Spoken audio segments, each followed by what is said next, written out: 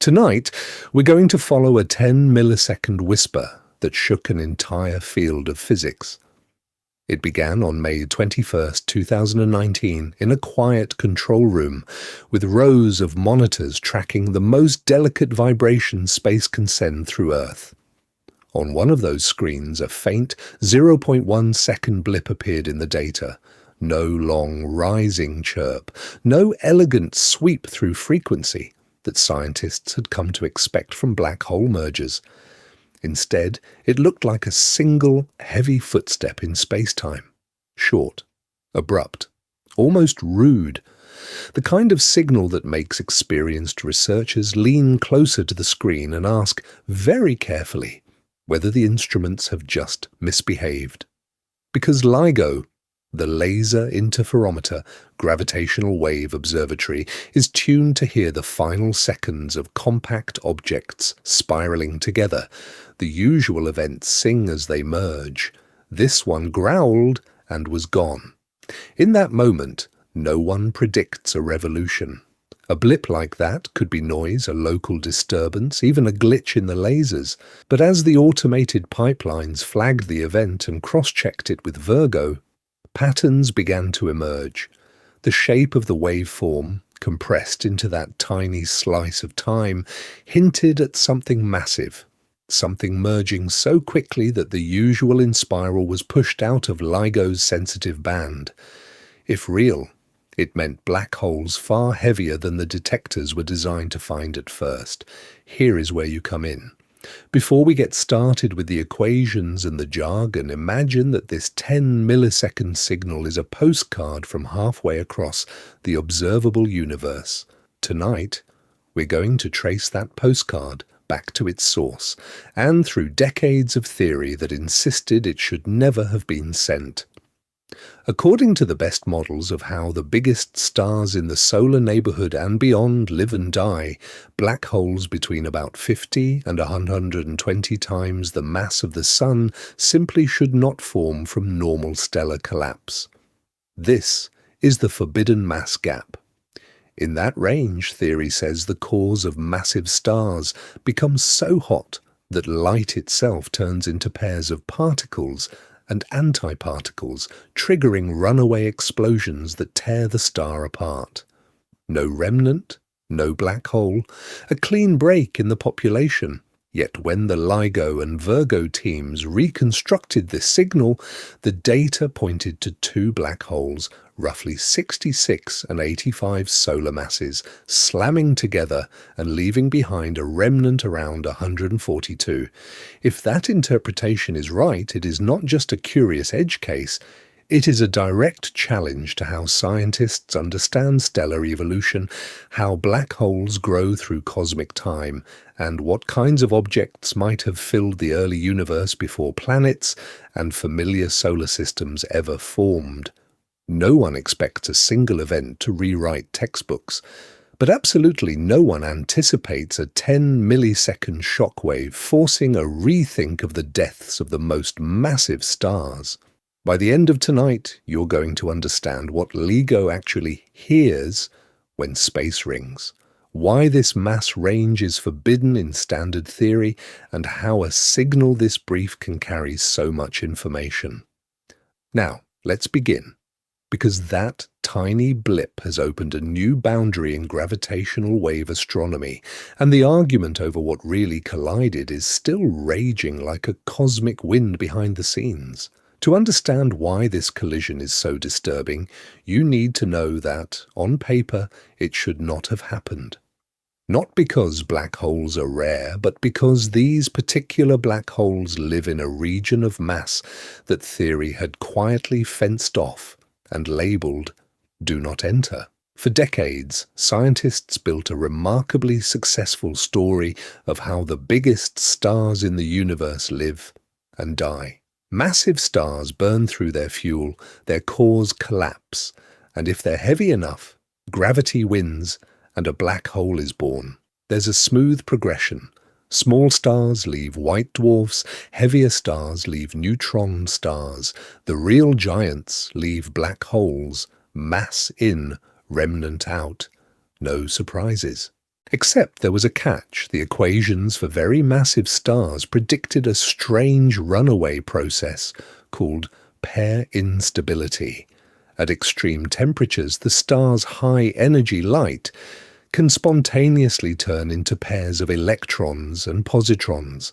That robs the core of pressure, the star loses its balance, and instead of collapsing neatly into a black hole, it can blow itself completely apart in a titanic explosion, leaving nothing behind, no core, no remnant, no black hole.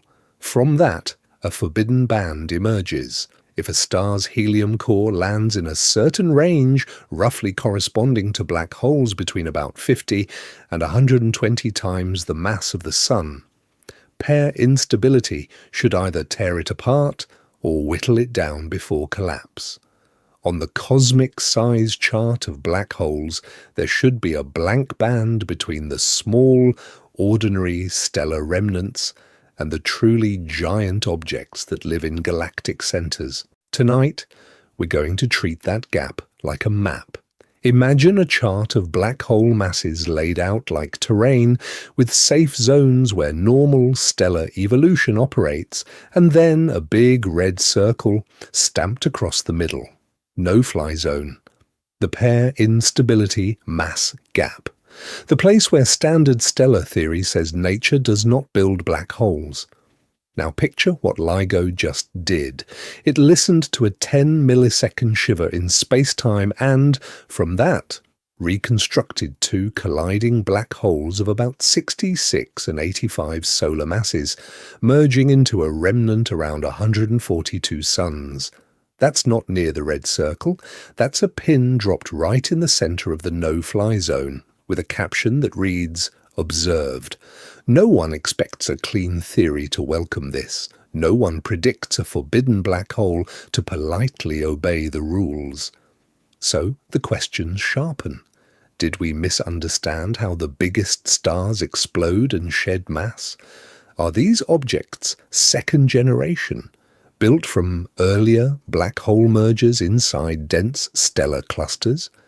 Or is there something even stranger lurking in the equations, primordial black holes from the early universe, or new physics beyond the standard models of stars and space? By the end of tonight, you're going to understand how black holes are supposed to form, how LIGO and its partner spacecraft listen to the solar system's quiet vibrations to catch these distant crashes, and why this single event has become a boundary test for our entire picture of stellar evolution. Because if the universe is willing to violate its own no-fly zones, the next signal might land somewhere even more unsettling.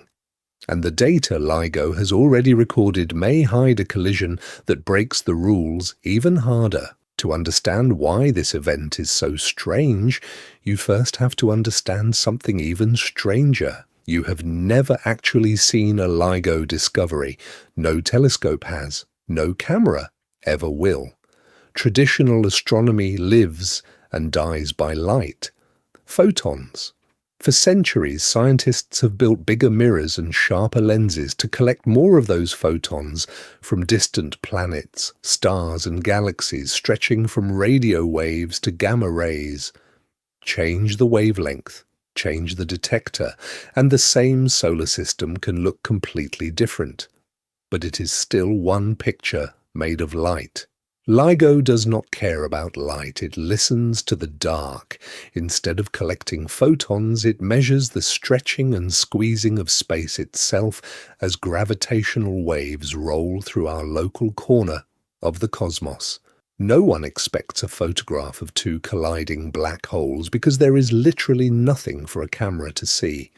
The collision is invisible. The wave is everything. Now, let's begin with the machine that makes this possible. A LIGO detector is an interferometer, two arms, each 4 kilometers long, arranged in an L shape on Earth's surface. A laser is split into two beams and sent down those perpendicular tunnels, bouncing back and forth between mirrors suspended at the ends like perfectly polished pendulums. When the beams recombine, they create an interference pattern, a pattern exquisitely sensitive to any difference in the lengths of those arms. In a perfectly calm universe, the arms stay the same length and the pattern stays fixed. But when a gravitational wave passes, it warps space-time itself, stretching one arm while squeezing the other, then reversing, like a tidal wave moving through the very metric that defines distance. That tiny change shifts the interference pattern on LIGO's detectors. From that shift, scientists infer how much space has been distorted.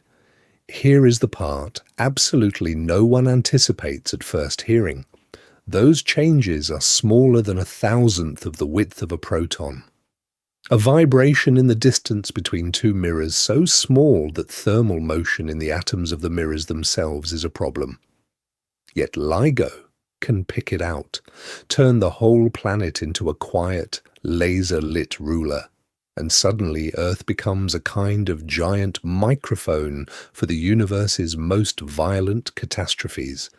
From the pattern of that vibration, the way the frequency rises, the way the amplitude swells and then cuts off, scientists can reconstruct the entire hidden drama. Two black holes spiraling together, their masses, their spins, their distance, even the moment the final remnant rings like a struck bell. By the end of tonight, you're going to understand how much information hides in a fraction of a second of warped spacetime. Here is the pattern interrupt. Most mergers LIGO has recorded sing a clear, multi-second chirp, sweeping upward in pitch as the black holes spiral faster and faster. This event did not. It arrived more like a single heavy thump in the data, short, low, and abrupt. That one dull cosmic knock hinted that the colliding objects were not only massive, but sitting in a forbidden region of theory, beyond a boundary no one predicts nature should cross. And that is where the real mystery begins. That single thump raises a simple but uncomfortable question. How big is too big for a black hole to be there in the first place? To answer that, you have to zoom out and look at the whole population, from the tiny monsters to the giants that anchor entire galaxies. Now, let's begin. At one end of the scale are stellar mass black holes. These are the corpses of massive stars, typically a few to a few dozen times the mass of the Sun. Before LIGO, most of the confirmed examples were under about 20 solar masses, found in X-ray binaries inside our own Milky Way, where a black hole siphons gas from a companion star, and that infalling material lights up in high-energy radiation. For decades, that picture seemed stable. Small black holes from dead stars, weighing maybe 5, 10, 15 suns. Then, at the opposite extreme, supermassive black holes in the millions to billions of solar masses sitting in the centers of galaxies. Those titans were not seen directly, but inferred from the way stars and gas orbit them, whipping around at incredible speeds inside a compact region that no normal cluster of stars could produce. So, the cosmic zoo looked clean. Lightweights formed in stellar deaths, heavyweights ruling galactic cores. Between them, from about 100 to 100,000 solar masses, theory predicted a missing middle. No one expects this intermediate range to be empty forever, but observations kept refusing to cooperate. Hints appeared in the motions of stars in dense clusters or in unusually bright X-ray sources, yet none rose to the level of an unambiguous, nailed-down detection. By the end of tonight, you're going to understand why that middle ground matters. Black holes in this regime, called intermediate mass black holes, are the perfect bridge. Too heavy to be a single collapsed star in the local universe, too light to be the supermassive anchors of whole galaxies, they could reveal how the universe assembled its giant black holes from smaller building blocks. Then came the event behind that dull thump. GW190521. When scientists ran the signal through LIGO and Virgo's analysis pipelines, the numbers that came back were shocking. Two black holes, roughly 66 and 85 times the mass of the Sun, merged to form a single remnant of about 142 solar masses. After radiating several suns' worth of mass as pure gravitational wave energy, what was left sat squarely in the long-suspected intermediate mass category. No one predicts a first clear, intermediate mass black hole to arrive like this. Not quietly lurking in a star cluster, but roaring across space-time as a 10-millisecond burst from half the observable universe away. And absolutely no one anticipates the twist hiding inside those numbers, because one of the black holes that made this 142 solar mass remnant should not exist at all, according to the standard theories of how massive stars live and die. That forbidden ingredient is where the real trouble for our models begins.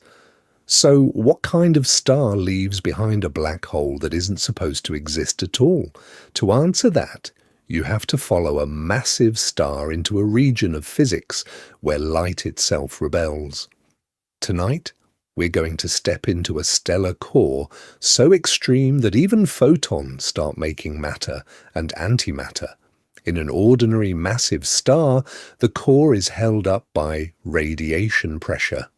Photons born in nuclear fusion ricochet around, pushing outward, balancing gravity's inward pull. But push the mass high enough, drive the temperature above about 1 billion degrees, and something dramatic happens. Those photons get so energetic that, instead of just bouncing, they transform into electron-positron pairs. Light turns into matter. Energy is still conserved, but the pressure that held the core up vanishes. This is called pair production, and it pulls the rug out from under the star. With fewer photons to push back, the core loses support. Gravity wins. The center begins to collapse, and in a heartbeat, the temperature spikes even higher. Oxygen in the core ignites in a runaway thermonuclear flash, far more violent than the explosions that end normal, massive stars. In the full pair instability regime, that flash is not just a final gasp, it is a detonation that unbinds the entire star. No gentle fallback, no compact remnant quietly forming in the dark. The whole object is ripped apart in a pair instability supernova, flinging its guts, heavy elements like oxygen, silicon, and iron, across space. By the end of tonight, you're going to understand why, in this mass range, theory says there is no corpse, no black hole, nothing left to collapse. The crucial detail is the core mass. For helium cores roughly between 65 and 135 times the mass of the Sun, simulations show that pair production becomes catastrophic. The explosion is so complete that even the deepest layers escape. That was the standard picture. Grow a star that big, trigger pair instability, erase it from the solar neighbourhood without leaving a trace. But just below that regime, something more complicated happens. Slightly smaller helium cores can dip into pair production without fully destroying themselves. The core partially collapses, flares in a violent outburst, and ejects a huge shell of the star's envelope. Then it stabilizes, only to repeat the cycle. These are pulsational pair instability supernovae, a stuttering series of blasts that shed mass in gigantic pulses before the mission finally ends in a conventional core collapse. The end result is a smaller black hole trimmed down by repeated eruptions. No one expects those remnants to wander into the forbidden zone. Together, full pair instability and its pulsational cousin carve out a clean, theoretical boundary in mass space. Stellar cores in this range should not leave black holes between about 50 and 120 solar masses. That is the predicted mass gap. So when LIGO hears an 85 solar mass black hole slam into a companion, absolutely no one anticipates what that implies for these carefully tuned models. So when LIGO hears an 85 solar mass black hole slam into a companion, absolutely no one anticipates what that implies for these carefully tuned models. Because those models are not just back-of-the-envelope guesses, they are full life stories of stars, written line by line in code. Now, let's begin with how that story is built. Astrophysicists take a massive star and slice it, in the computer, into hundreds or thousands of concentric shells. In each shell, the code tracks temperature, density, and chemical composition as nuclear reactions turn hydrogen into helium, helium into carbon and oxygen, and so on up the ladder. Time step by time step, the star burns, swells, sheds mass in winds, and contracts again as the fuel in each layer runs out. In these simulations, the quiet glow you see when you look up at the night sky is replaced by columns of numbers. Core temperature climbing past 1 billion Kelvin. Density rising until a teaspoon of stellar matter would outweigh mountains. Oxygen igniting in a runaway flash. By the end of tonight, you're going to understand that when those numbers cross the pair instability threshold, the code does something dramatic. It rips the star apart. Before we get started on the shock LIGO delivered, it helps to see how solid theorists thought this boundary was. By the early 2000s, independent teams across the world were running these stellar evolution codes with different assumptions and different numerical tricks. Yet they kept converging on the same basic picture. Helium cores in a certain mass range hit the pair production regime, lose pressure support, and explode so violently that nothing resembling a normal black hole is left behind. These weren't idealized, pristine stars either. The models folded in metallicity, the astrophysical term for how many elements heavier than helium a star contains. Higher metallicity means stronger line-driven winds. So the star peels off more of its outer layers as it lives, slimming down before it ever reaches core collapse. In low metallicity environments like the early universe or the outskirts of galaxies, the winds are weaker, so stars can die heavier. But even there, the pair instability window kept carving out the same forbidden band. The exact edges of that band were debated. Some groups favoured a lower gap starting near 45 solar masses, others closer to 60. The upper boundary wandered between about 100 and 130. Yet the central idea held. There should be a clean desert in black hole masses, a region of the gravitational landscape that stellar evolution simply does not populate. Population models of black holes used to predict what future gravitational wave observatories would see built that desert in from the start. So when a space-based detector on Earth's surface suddenly reports a merger involving an object around 85 solar masses, that's not just an odd outlier. It is a direct hit on the heart of this theoretical system. Either the simulations are missing something profound, or this black hole did not live a single star life at all. And the way scientists try to escape that dilemma leads straight into even stranger territory. Either the simulations are missing something profound, or this black hole did not live a single star life at all. And that tension doesn't stay abstract for long. It walks right into the control rooms and inboxes of the scientists watching the data stream in from space and from the most sensitive instruments on Earth. The first hint is almost disappointingly ordinary. In late May 2019, an automated pipeline at LIGO flags a candidate, a short burst, barely a wiggle compared to the long rising chirps that have become familiar. A few cycles, then silence. On a screen, it looks less like a song and more like a thud. Now, let's begin. Someone clicks through out of habit, not expectation. The algorithms try to match this thud to a huge library of theoretical waveforms, thousands of possible black hole pairs with different masses, spins, and orientations. The fit is imperfect. Good enough to trigger an alert, not clean enough to inspire immediate celebration. Short duration, high total mass, low frequency. All the hallmarks of a very heavy system crashing together so quickly that the in-spiral barely enters LIGO's band. Inside collaboration chats and video calls, the first reaction is cautious. Some scientists suspect noise, a terrestrial glitch masquerading as a cosmic event, a scattered reflection in the optics, a brief magnetic spike, a lightning strike hundreds of kilometres away. No one expects a textbook-breaking discovery to announce itself as a messy, hard-to-classify squiggle. But others are intrigued. Preliminary analyses whisper a different story. If this is real, the masses are big. Dozens of times the mass of the Sun, maybe more. The conversation tilts.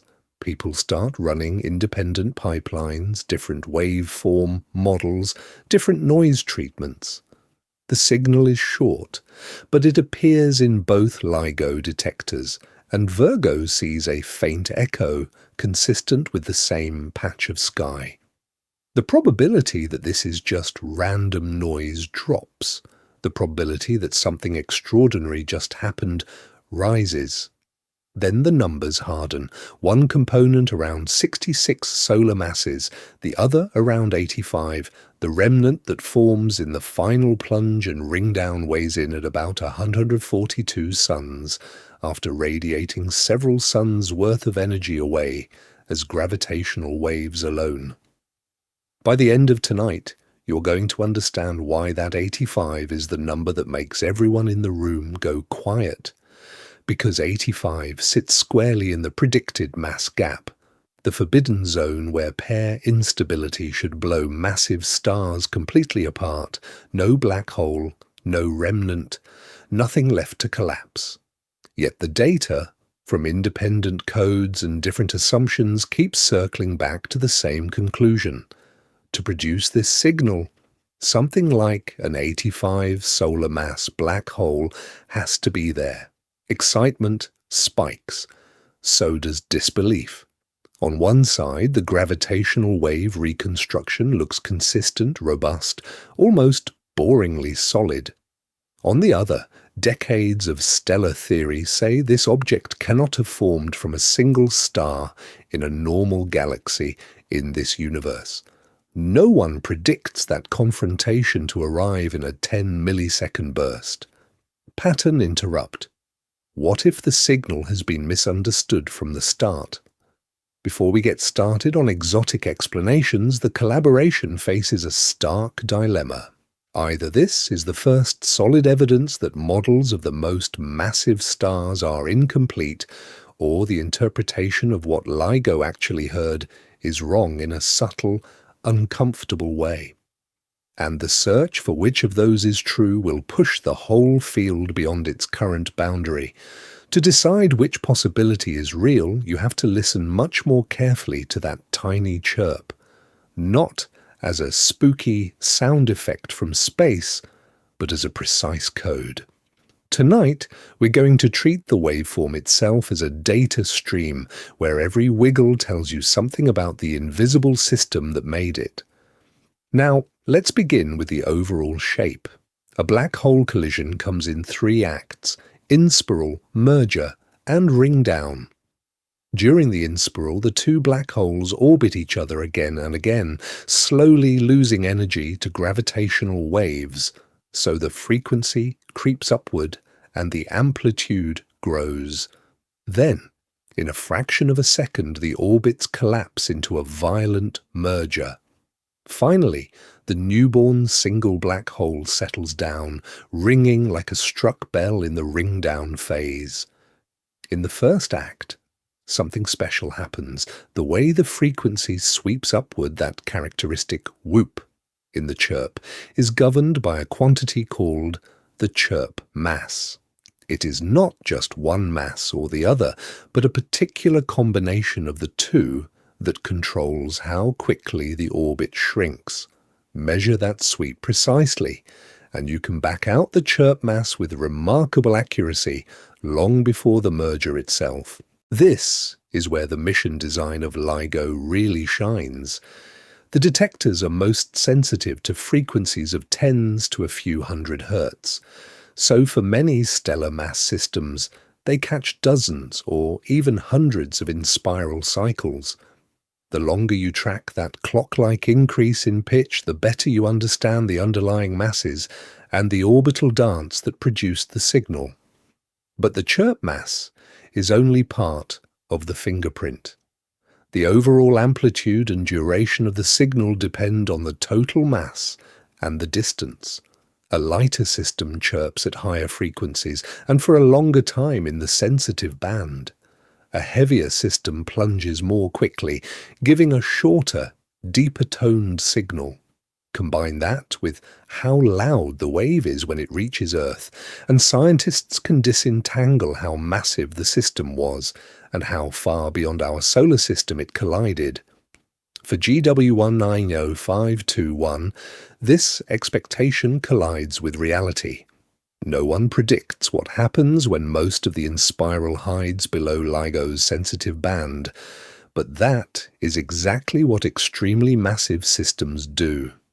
Their orbits are so wide and slow at first that the early cycles fall at frequencies the detectors cannot hear.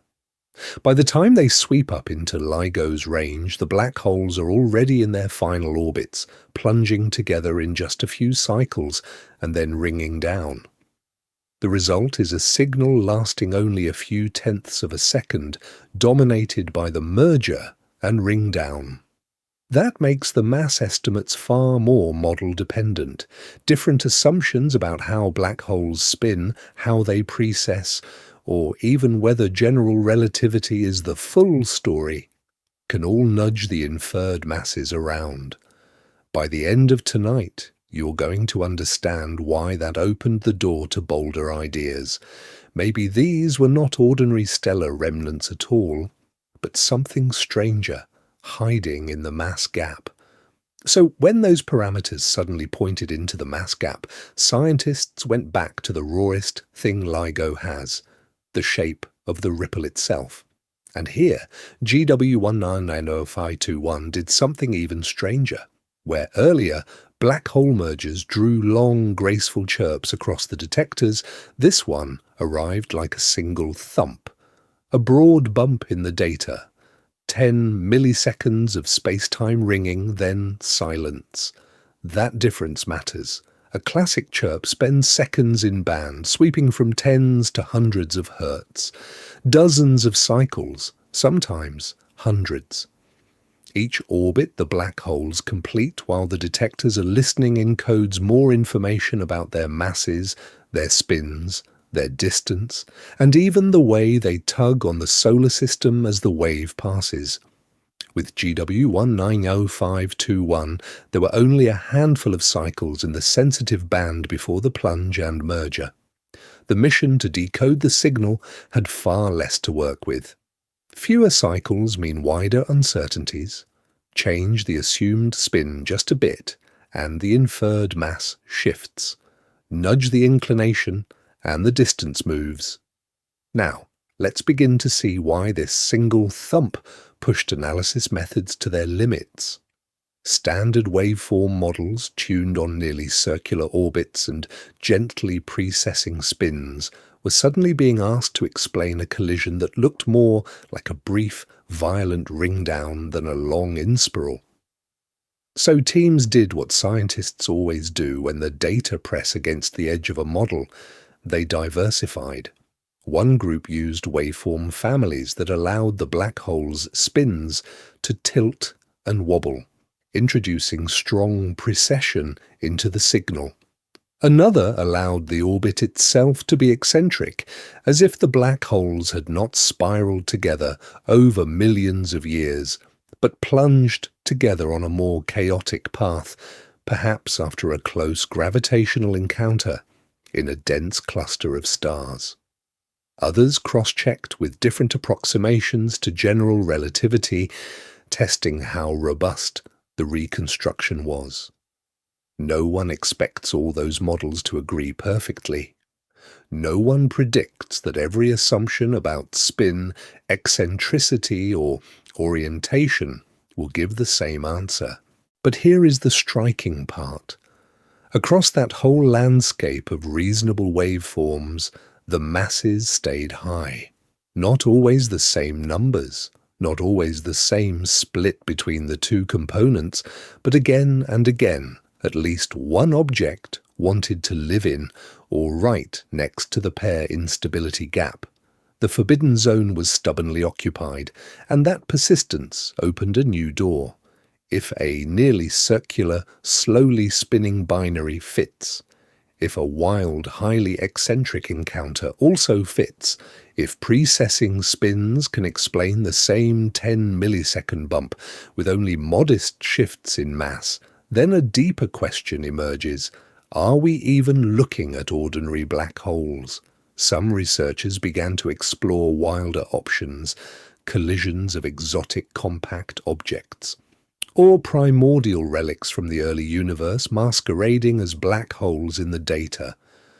Before we get started on those possibilities, we have to ask, how far can the waveforms be stretched before the signal itself pushes back?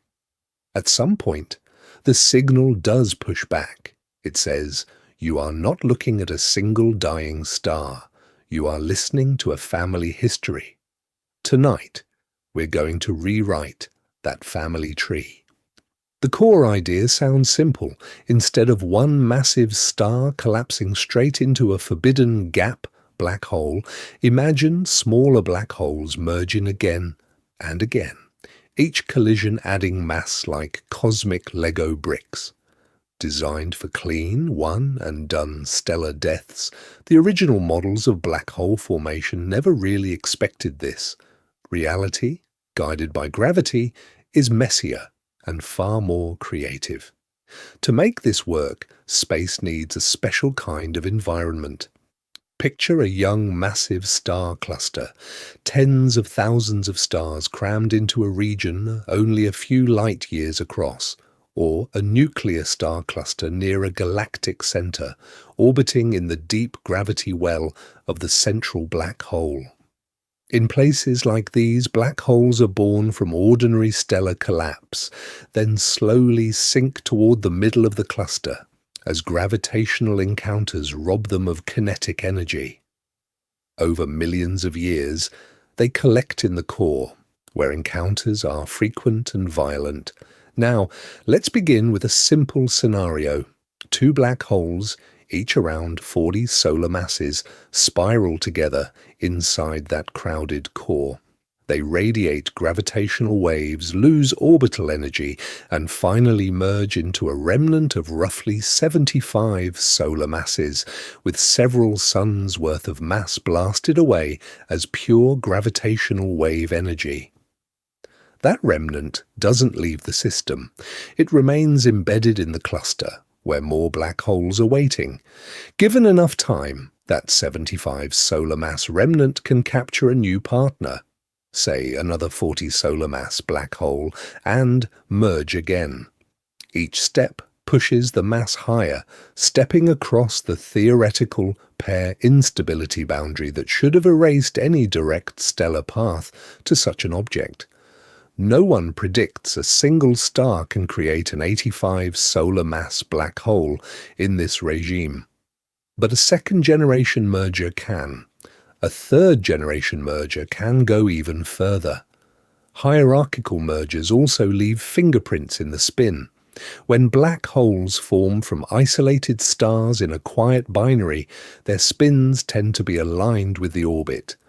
In a dense cluster, encounters are random. Orbits tilt, partners swap, and mergers happen from all directions. The result is a remnant with a high spin and a spin axis that may be wildly misaligned with the final orbit. That is exactly the kind of pattern LIGO can probe by analysing the subtle phasing of the waveform, which brings the story back to GW190521. Two black holes, about 85 and 66 solar masses, merging into a remnant around 142 solar masses, right in the mass gap, with hints of high, possibly misaligned spins. To many scientists, this looks less like a one-off anomaly and more like a smoking gun.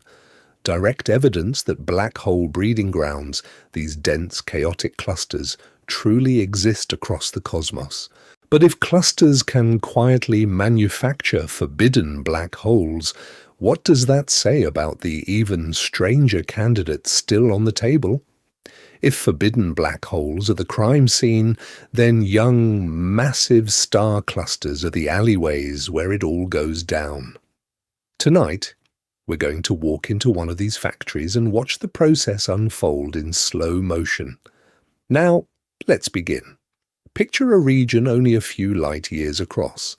Not a calm patch of space, but a blazing swarm. Tens of thousands, sometimes millions of stars jammed together, glowing blue and white. The most massive stars outshine the entire solar system by factors of 1,000,000.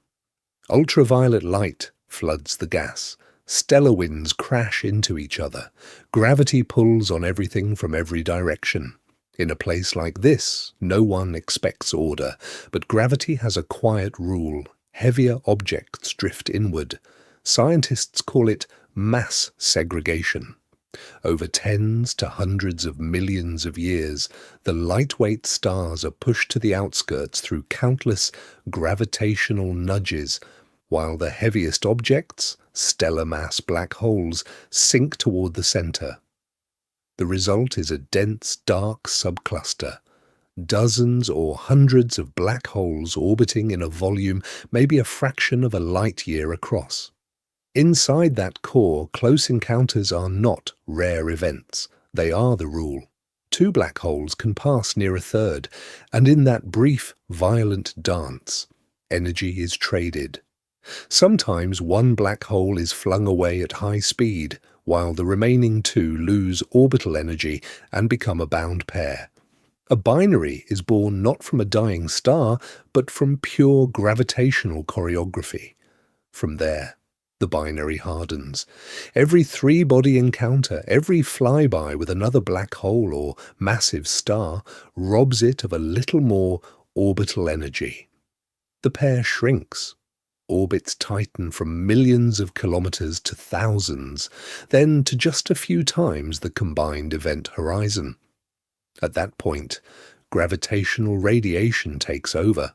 The binary radiates away energy as ripples in space-time spirals together and merges in a final burst that, for a few seconds, can outshine all the planets and stars in the observable universe in gravitational waves. Here is the pattern interrupt. Not all of these merger remnants stay put. The asymmetric blast of gravitational waves can deliver a recoil kick of hundreds, even thousands of kilometers per second. Some black holes are shot clean out of the cluster, exiled into the wider galaxy or beyond. Others get a gentler shove, remain bound, and sink back toward the core, ready to merge again. This is hierarchical growth. A 30 solar mass black hole merges to become 60. That 60 collides again to become 90. No one predicts a simple stellar collapse can jump the pair instability boundary, but repeated mergers can climb right through the mass gap. Simulations of dense clusters show exactly this, a small but significant population of black holes landing between about 50 and 120 solar masses. By the end of tonight, You're going to understand why many scientists now see LIGO's heavy, high-spin events as the fingerprints of these gravitational factories, and why some are starting to wonder what happens when the factories themselves evolve. Those gravitational factories in dense clusters are one way to cheat the rules. But there's another trick the universe used long before clusters had time to grow. It changed the ingredients of the stars themselves. Now, let's begin with a word that sounds chemical but is really cosmic: metallicity. In astrophysics, metals are not just iron and nickel. Every element heavier than helium counts. Carbon, oxygen, silicon, iron, all of it. The higher a star's metallicity, the more of these heavy atoms are mixed into its hydrogen-helium fuel, and that tiny fraction radically changes how the star interacts with its own light. Here's the key. Massive stars drive fierce stellar winds. Their intense radiation pushes on atoms in their outer layers and blows material into space. When there are more heavy elements, there are more ways for light to be absorbed and scattered. The wind couples more efficiently to the gas. The result is brutal mass loss over the star's lifetime. A star that is born with, say, 100 solar masses in a metal-rich region of the solar neighbourhood might die with a core far too light to make an ultra-heavy black hole. Drop the metallicity and everything changes. With fewer heavy elements, the radiation has fewer handles to grab onto. The winds weaken. The star keeps more of its original mass. Low metallicity giants can reach the ends of their lives with enormous helium cores pushing right up against, and sometimes beyond, the boundary where pair instability should tear them apart completely. No one expects a small tweak in composition to rewrite the final act so dramatically. But it does. This is where the forbidden mass gap stops being a clean, sharp cliff and starts looking more like a foggy coastline. In metal-rich environments, the pair instability zone might run roughly from 50 to 120 solar masses. In metal-poor regions, the exact location and width of that gap can shift. Some models even predict narrow corridors through which especially heavy black holes can still form directly from collapsing stars without needing a prior generation of mergers. And the early universe was full of those low metallicity corridors. The first generations of stars formed from almost pristine hydrogen and helium, with virtually no metals at all. Their descendants in young galaxies and tiny dwarf systems still live in relatively metal-poor space today. Those are natural cradles for monsters. GW199051 fits this picture in a tantalizing way. Its gravitational wave signal places it at a distance of several billion light-years. That means the merger happened when the universe was noticeably younger, when average metallicities were lower than in the local system. The boundary conditions for stellar evolution were different, more favourable to extremes. So what exactly did LIGO here? Are these black holes the long-delayed funerals of the universe's first metal-poor giants, amplified by cluster mergers? Or does the sheer mass of GW190521 whisper that something even more exotic, primordial black holes, or new physics beyond standard stellar models, might be lurking behind the signal? To answer that, the story has to rewind, not just to the first galaxies, but to the first stars the universe ever built. Before we get started, picture space when the cosmic clock read only a few 100 million years, no planets, no solar systems, no heavy elements at all, just vast, cold clouds of hydrogen and helium left over from the Big Bang, slowly collapsing under their own gravity. Tonight, we're going to step into that era, because by the end of tonight, you're going to understand why GW190521 might be a ghost from that ancient time. Astronomers call those hypothetical pioneers population 3 stars, third generation name, first generation reality. They're defined by what they do not have. No carbon, no oxygen, no iron. In astronomical language, virtually zero metals. And that absence changes everything. Metal-rich gas cools efficiently, radiating energy away so clouds fragment into many small stars. Primordial gas cannot shed heat as easily. The result in simulations is dramatic. Instead of breaking into dozens of sun-like stars, those early clouds tend to collapse into a few monsters. One star with 50 solar masses, another with 150. Some runs of the models produce giants of several hundred solar masses, blazing in ultraviolet light, driving fierce radiation wind through their surroundings, designed by nature for short, violent lives. No one predicts stability for long. But even these titans face a boundary. At helium core masses around 65 to 135 suns, theory says a strange process ignites: pair instability. High-energy gamma rays in the core spontaneously transform into electron-positron pairs, robbing the star of pressure support. The core contracts, heats, and triggers a runaway explosion. A pair instability supernova doesn't just blow off the outer layers, it unbinds the entire star. Nothing is left. No black hole, no remnant, just newly forged elements racing into space. So how do black holes in the forbidden mass gap appear at all? The trick is in the details.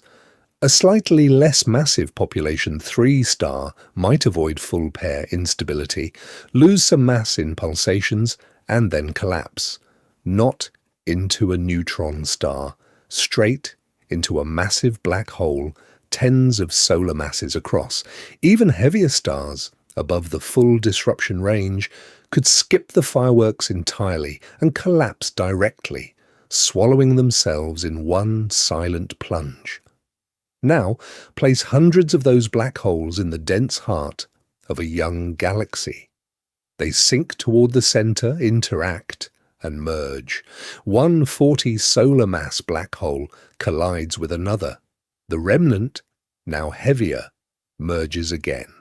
Hierarchical mergers in the crowded cores of early clusters can rapidly build intermediate mass black holes and perhaps seed the supermassive giants that anchor galaxy centers. Events like GW190521 might be the distant echo of that process, a merger between black holes that were themselves the children or grandchildren of population 3 stars.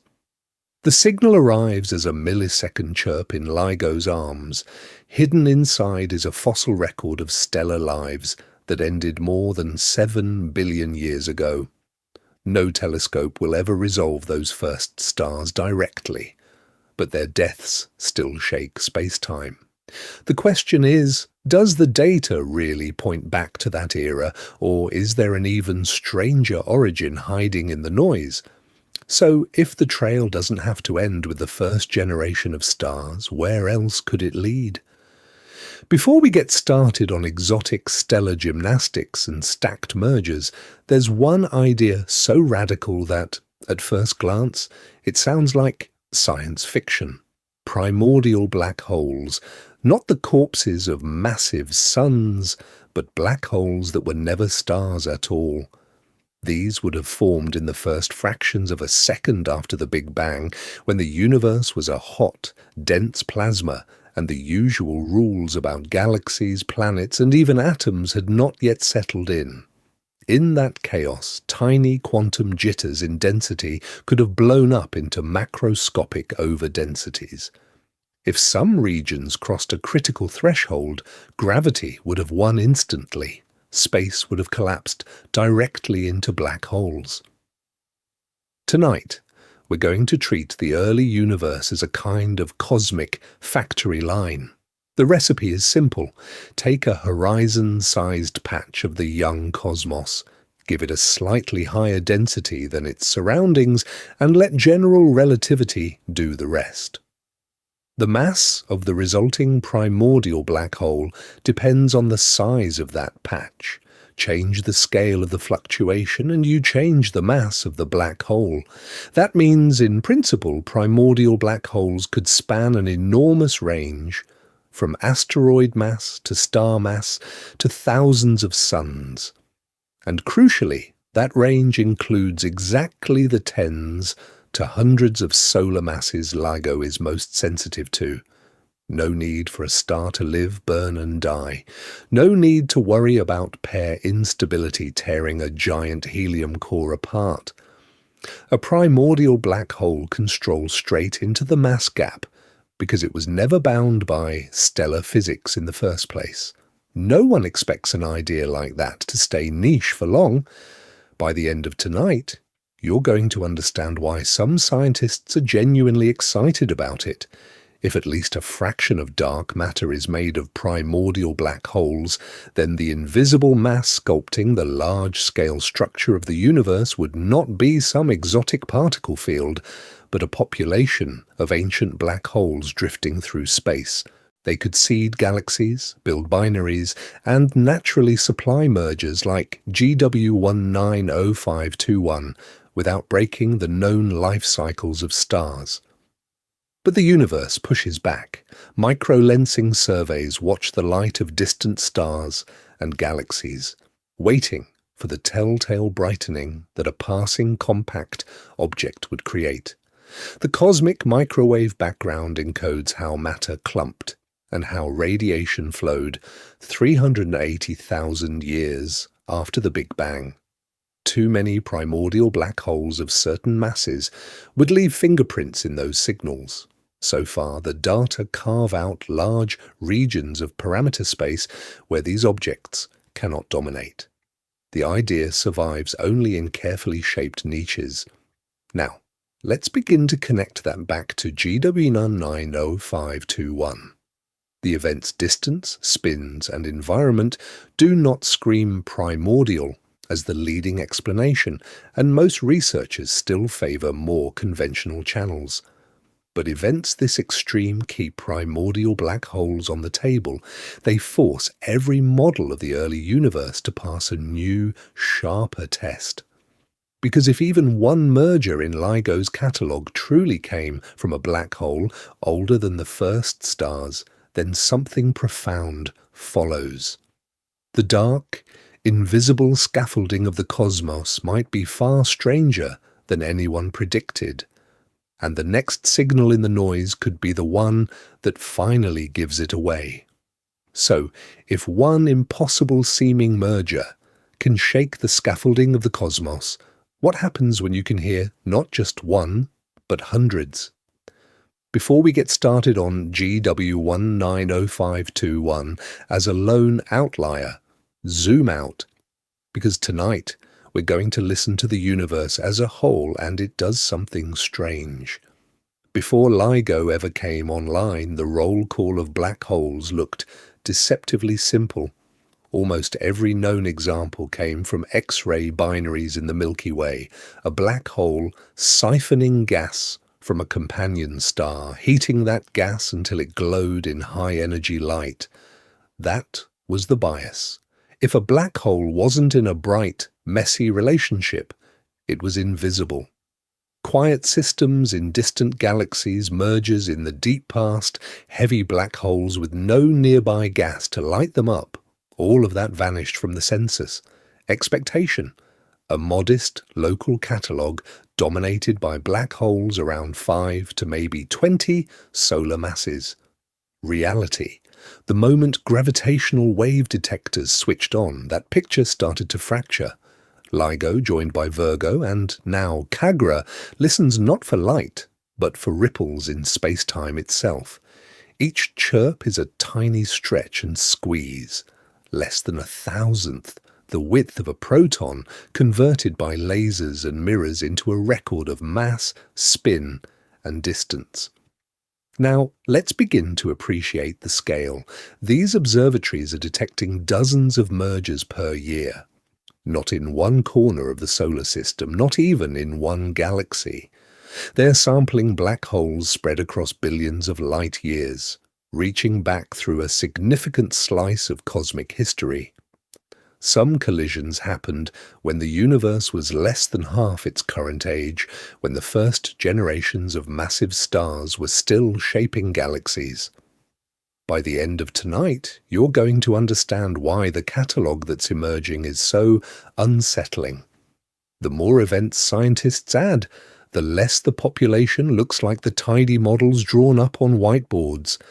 There are more heavy black holes than expected, crowding the upper mass range. Some spin rapidly, some barely at all. Their spin directions vary, hinting at different formation channels, calm evolution in binary star systems, chaotic encounters in dense clusters, maybe even mergers stacked on mergers. Then there's the pattern interrupt, hints of structure in the mass distribution itself. Not a smooth spread, but bumps and gaps, places where black holes cluster and places where they go missing. Theory predicts a pair instability desert where stellar explosions should leave no remnants.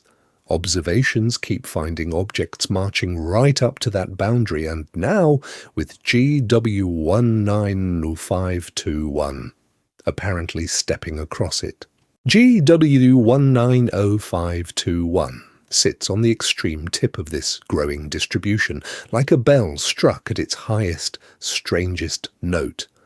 No one expects black holes that massive to form the easy way. No one predicts them to merge so often that detectors hear them from half the observable universe away. And absolutely no one anticipates that this is the end of the story, because new observatories are coming.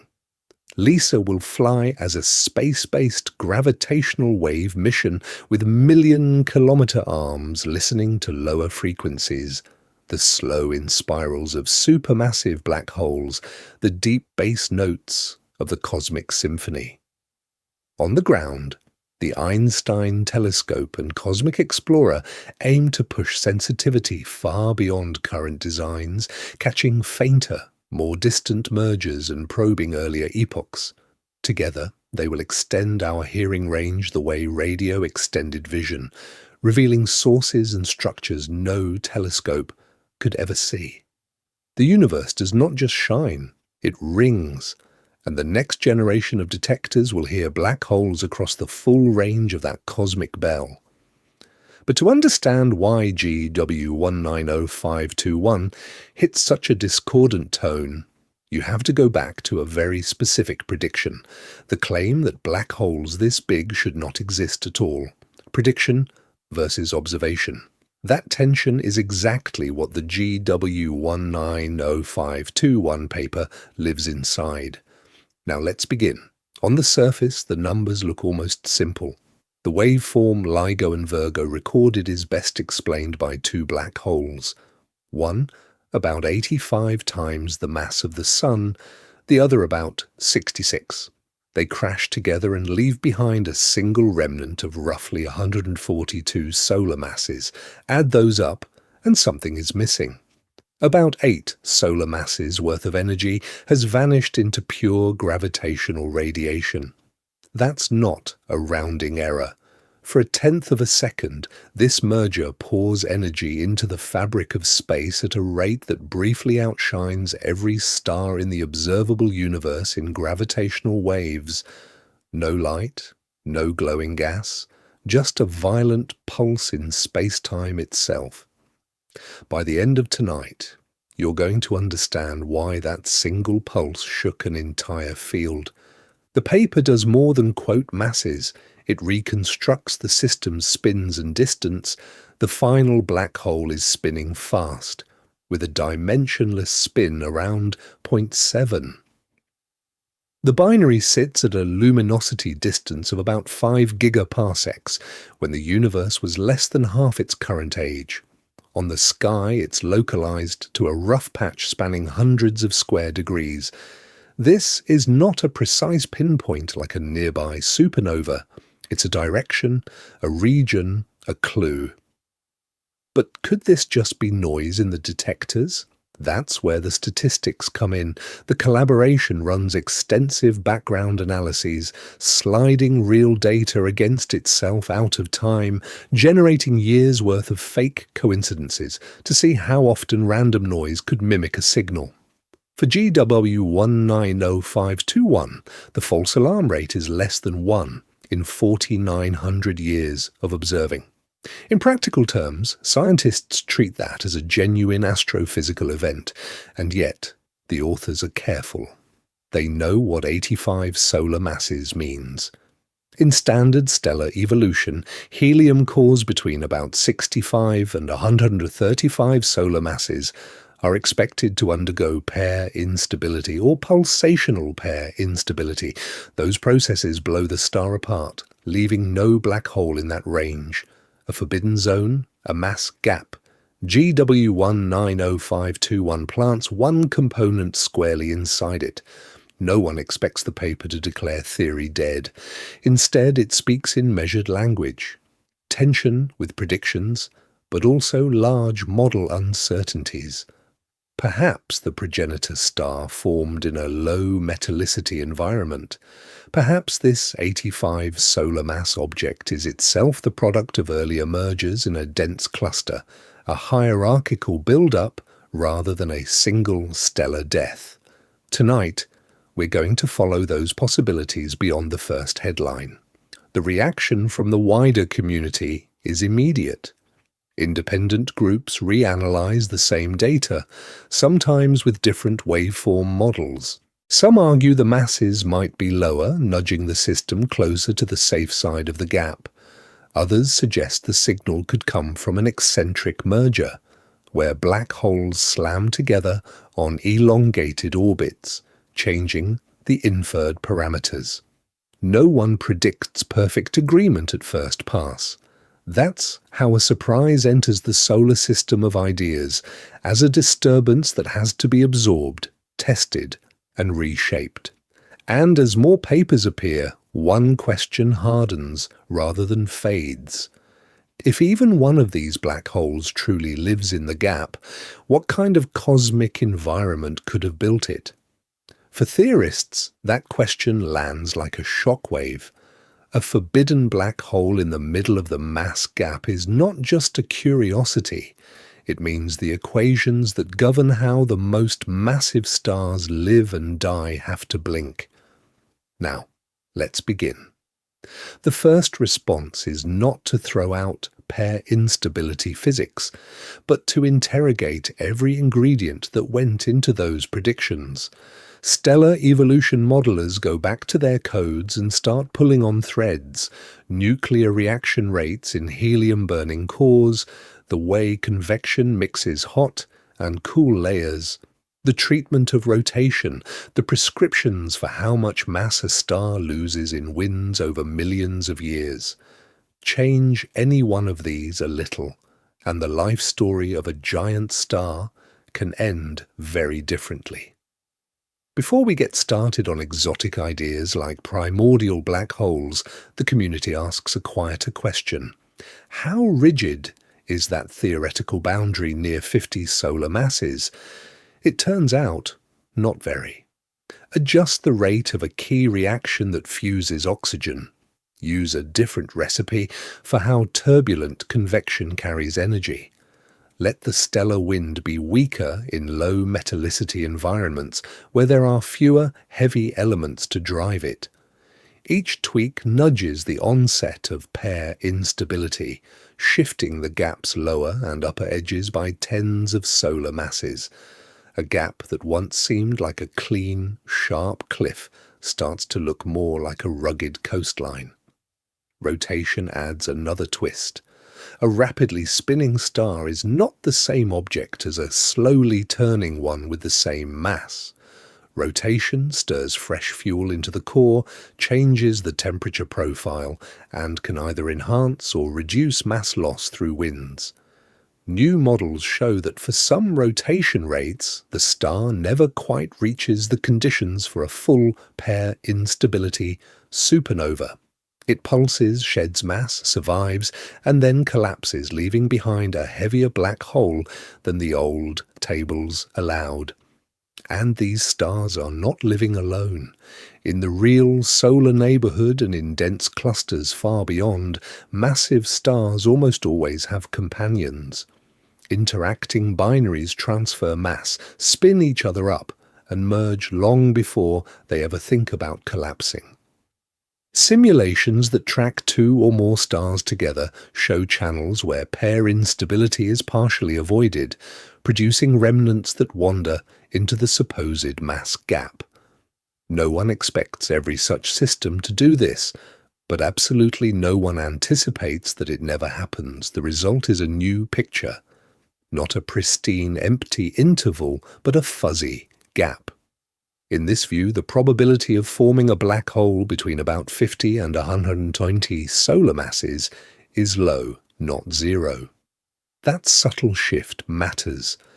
By the end of tonight, you're going to understand why LIGO's detections are not just catalogue entries, they are boundary conditions. The mission of theory is now to meet them, and the feedback loop is tightening. LIGO hands over real mergers with real masses and spins. Modelers respond with more realistic stars, with rotation, binarity, and detailed winds. Those improved predictions, in turn, tell future detectors what to listen for next. How many gap black holes should appear, at what distances with which spins.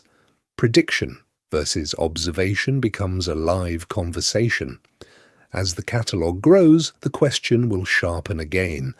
Are these flexible models enough? Or is there still something hiding beyond our current understanding of how black holes are born? Prediction versus observation becomes a live conversation. As the catalogue grows, the question will sharpen again. Are these flexible models enough? Or is there still something hiding beyond our current understanding of how black holes are born? Now, let's begin to answer that by listening to the quiet majority. One spectacular collision like GW190521 can feel like an ambush. It could be a fluke. It could be a misinterpretation of noisy data at the edge of the detector's sensitivity. But when dozens of other events start to whisper the same thing, the odds shift. A single rebel can be dismissed. A pattern in a whole population is much harder to ignore. Since the first detection in 2015, LIGO and Virgo have watched the solar system tremble from scores of mergers. Most involve black holes in the 10 to 30 solar mass range, lining up neatly with expectations from massive stars dying in distant galaxies. Yet threaded through that catalogue is a different class of object, heavier, darker, pushing toward the predicted boundary of the pair instability gap. Tonight we're going to focus on those heavy outliers. Several events feature at least one black hole above about 40 solar masses. Some skirt the edge of the forbidden zone, a few push into it, though with lower confidence in their exact masses. The signals are shorter, the chirps deeper, because heavier black holes spiral together more slowly and merge at lower frequencies. That makes them harder to weigh precisely, but not invisible. The space between theory and observation starts to fill with these ambiguous giants. To make sense of this, scientists do not stare at GW190521 in isolation. They build population models. Instead of asking, what is this one object? They ask, what underlying mass distribution would most likely produce this entire catalogue? They fold in selection effects from the detectors, the way the gravitational wave wind of the universe carries louder signals farther, and they let the data pull on the parameters. By the end of tonight, you're going to understand why those models are so powerful. Some best-fit distributions show a clear drop in the number of black holes around 50 to 60 solar masses, right where pair instability should carve its gap. The boundary is there, but it is not a sheer cliff. There is no perfect emptiness. Instead, the population hints at a softened, probabilistic gap, rare objects leaking through, perhaps from exotic formation channels or multiple mergers inside dense stellar systems. No one expects a single observing run to settle this.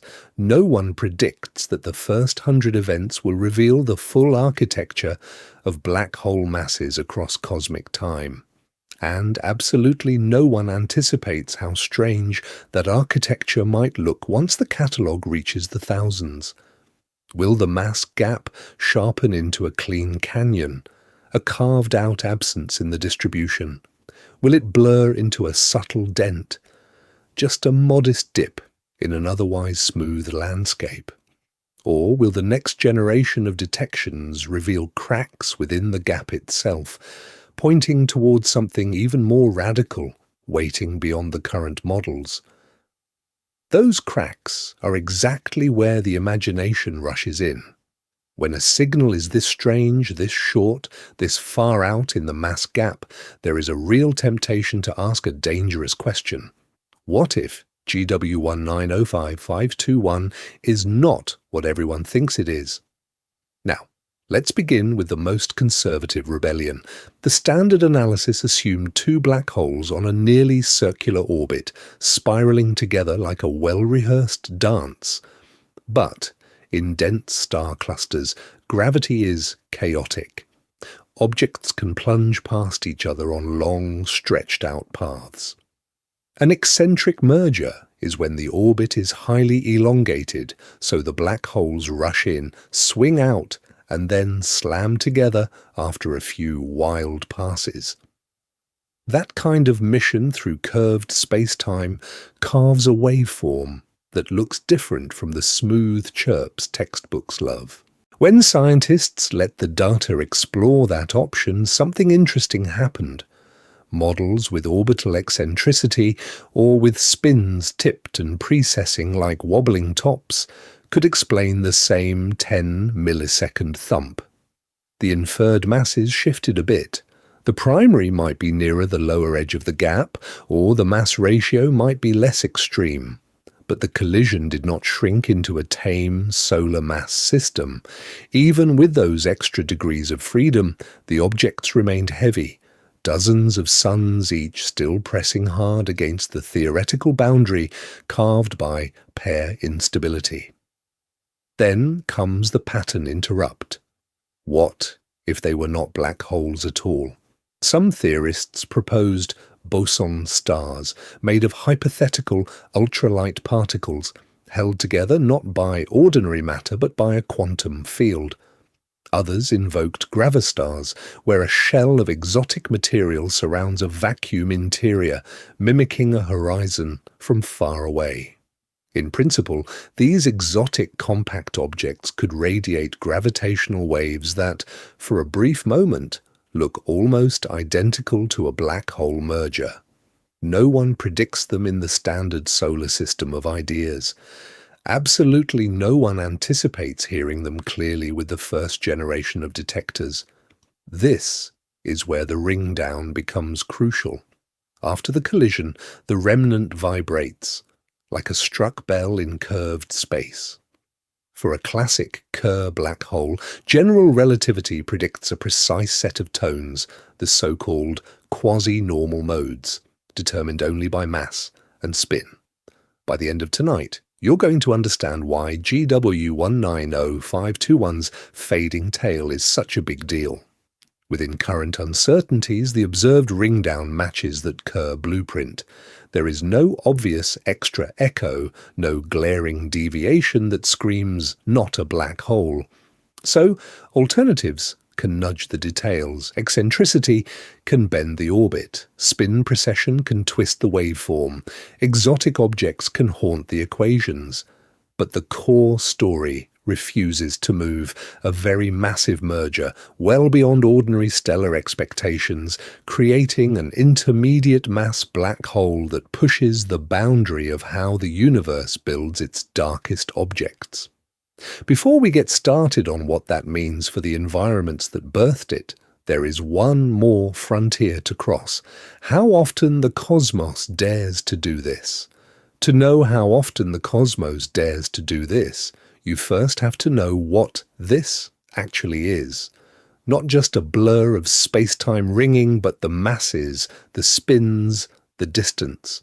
Tonight, we're going to weigh black holes from halfway across the universe using nothing but a shaky line of data and a mountain of theory. The raw signal LIGO records looks underwhelming, a noisy squiggle buried in the constant seismic hum of Earth and the quantum hiss of the laser light.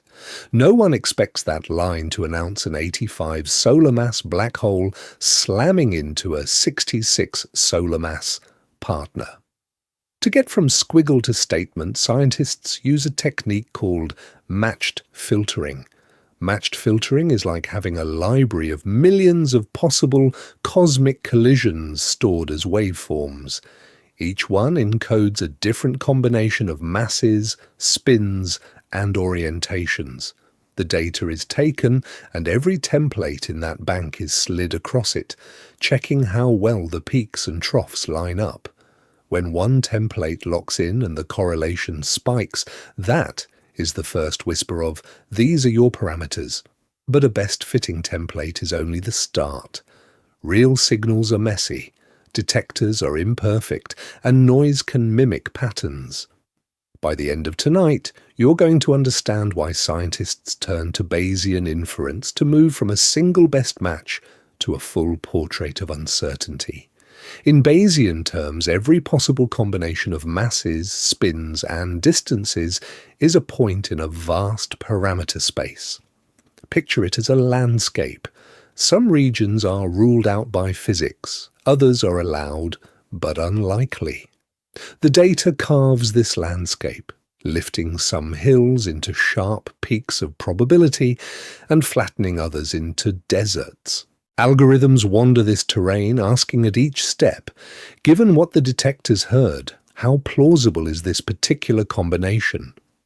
Those wanderings use Markov chain, Monte Carlo, and nested sampling, statistical expeditions that require enormous computational power. For each proposed point, a new waveform must be generated, compared, and scored.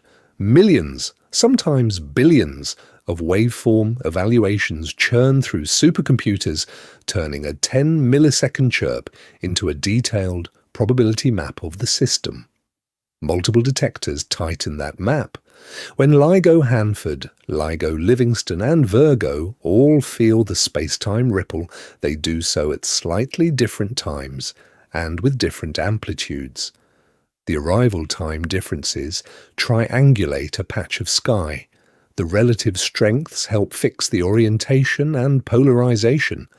The same signal hitting 3 instruments across the planet pins down where in space the merger happened and how the system was tilted. Now, let's begin to see why GW199521 is such a challenge. The signal is short. Heavy black holes merge at lower frequencies and ring for fewer cycles in the sensitive band.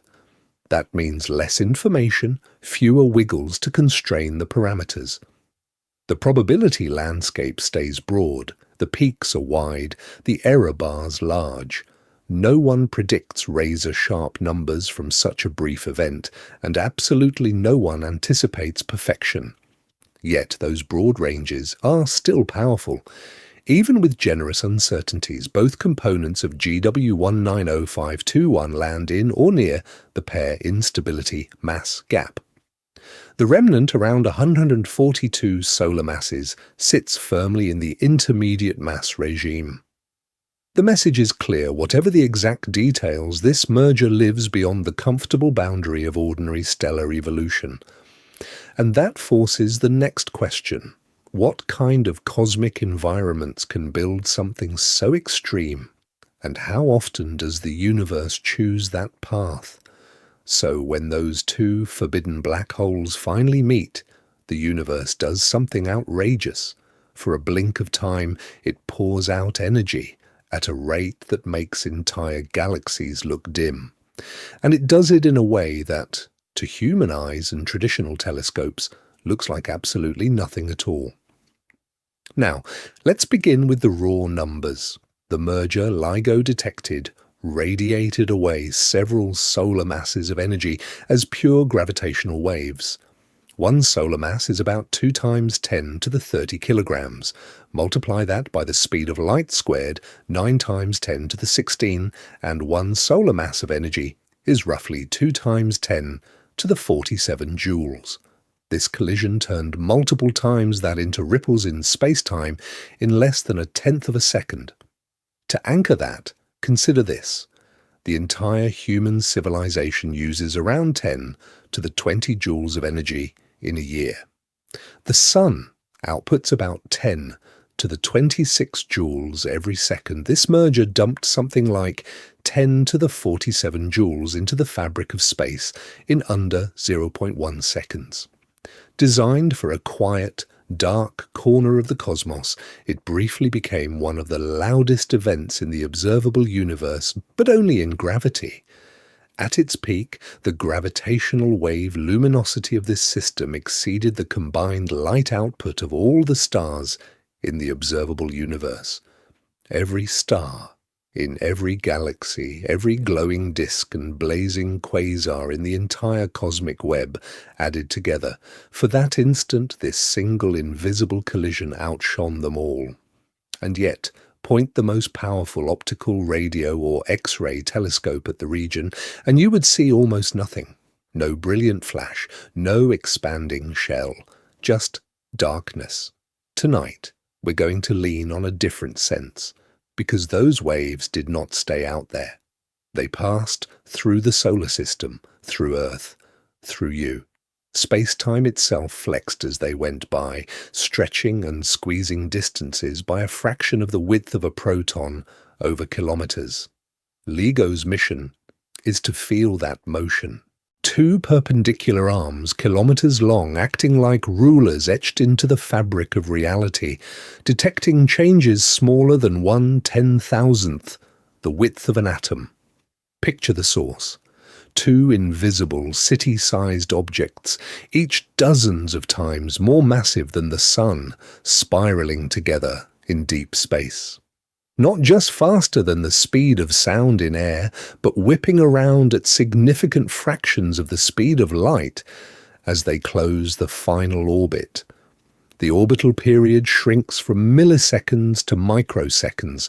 The frequency climbs, the amplitude surges, then impact. They fuse into one larger black hole, ring like a struck bell in space-time, and settle. By the end of tonight, you're going to understand the irony here. One of the most energetic events since the Big Bang does not blaze across the sky. No one predicts fireworks.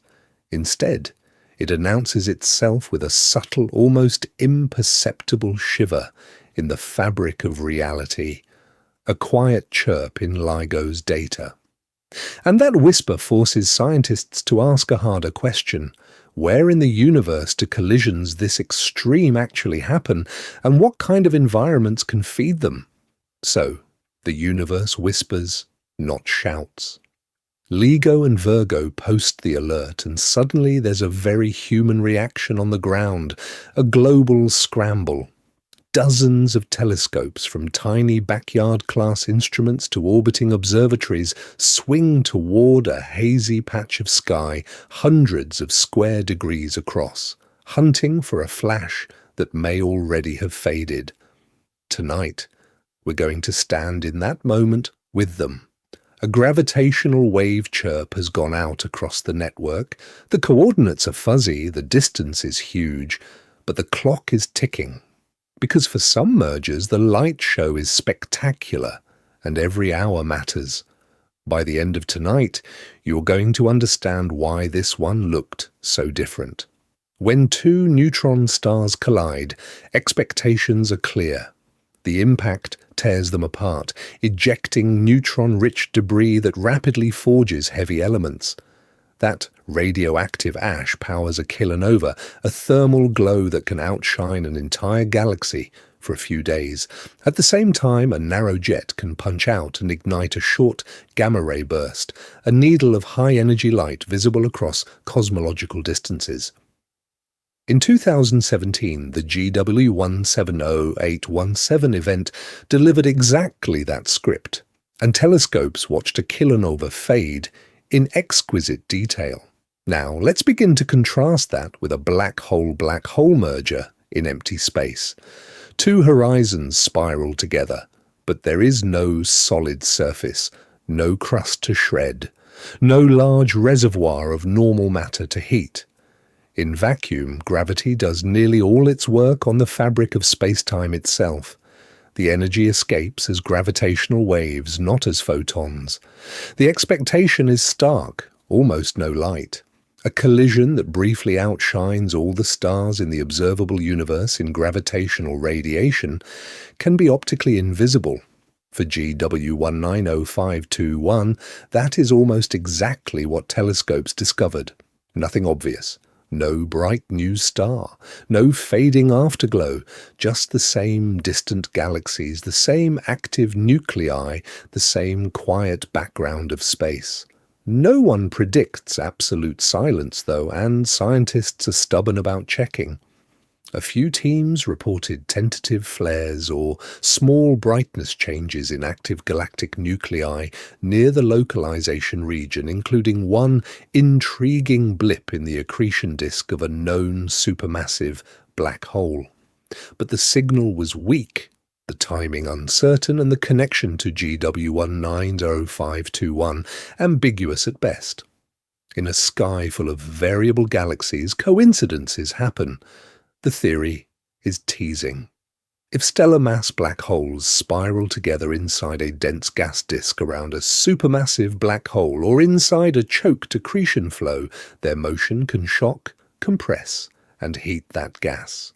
In those environments, mergers might light up as brief flares, spectral line shifts, or delayed brightenings as the remnant plows through the disk like a gravitational cannonball. For this event, though, the lack of a clear electromagnetic counterpart is not a failure. It is exactly what general relativity would forecast for a heavy binary in a relatively clean region of the cosmos. The gravitational wave signal stands on its own. It does not need an optical echo to be real. Instead, the darkness is a reminder that this new window on the universe is tuned to a different kind of radiation, one that ignores dust, ignores distance, and ignores whether anything ever glows.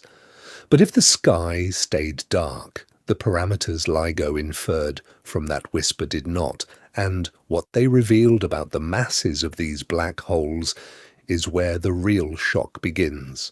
Those masses are not just numbers on a plot. They are timestamps. They are coordinates.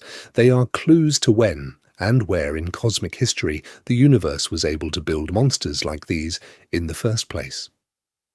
Tonight, we're going to treat GW190521 and its cousins as archaeological artifacts, not buried in rock, but frozen into space-time itself.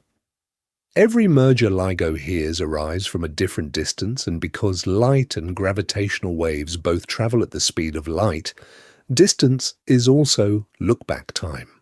A collision 7 billion light-years away is a collision that happened when the universe was barely half its current age.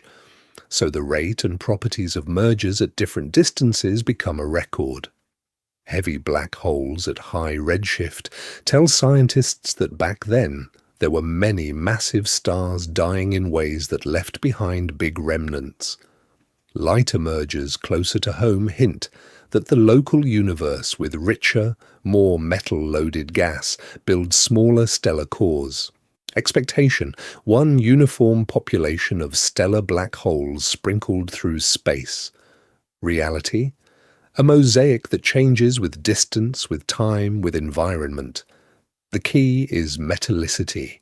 In astronomy, metals mean everything heavier than helium forged in previous generations of stars. Metal-rich stars drive strong winds that peel away their outer layers before collapse, shrinking the final black hole. Metal-poor stars, by contrast, hold on to their mass. They can die as 60, 70, even 80 solar mass remnants, exactly the ingredients needed for a merger like GW19521. No one predicts the early universe would look like the Milky Way today. It was leaner, more primitive, and much better at building giants. By the end of tonight, you're going to understand why heavy mergers far away are a signal that low metallicity environments were once common. If LIGO and Virgo keep seeing more massive black holes at larger distances than nearby, that pattern becomes a direct probe of how quickly galaxies enrich themselves with metals. Suddenly, gravitational wave catalogues are not just lists of exotic events, they are measurements of cosmic chemical evolution. Now, let's begin to scale up. Theorists already have models for how star formation rose, peaked, and declined across the age of the universe, and how metallicity in galaxies climbed from almost zero to solar values and beyond. Each new merger enters as a single data point: mass, spin, distance, redshift. Combine thousands of those with galaxy surveys that map where the stars live and with simulations that follow gas, gravity, and feedback, and a hidden narrative emerges. The universe writes its star formation history into these waves, pattern interrupt. A collision in the mass gap is not just another entry, it is a red ink annotation. Events with components in that forbidden 50-120 solar mass range probe the extreme tale of stellar evolution and the densest dynamical environments, nuclear star clusters, young superclusters, perhaps even the chaotic cores of merging galaxies. No one expects those places to behave gently, and absolutely no one anticipates how much they can teach about the earliest, wildest chapters of black hole growth. Those wild environments tempt the imagination.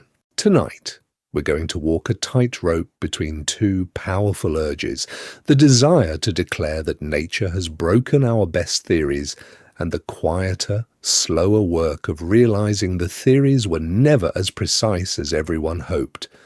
When an event like GW90521 drops, a 10-millisecond thud in spacetime from black holes squarely in the so-called mass gap, no one expects the explanations to stay boring for long. Primordial black holes from the first fraction of a second after the Big Bang. Exotic compact objects without horizons. Tweaks to gravity itself. The menu of dramatic ideas in modern space physics is long, and every anomaly looks like a chance to finally order from it.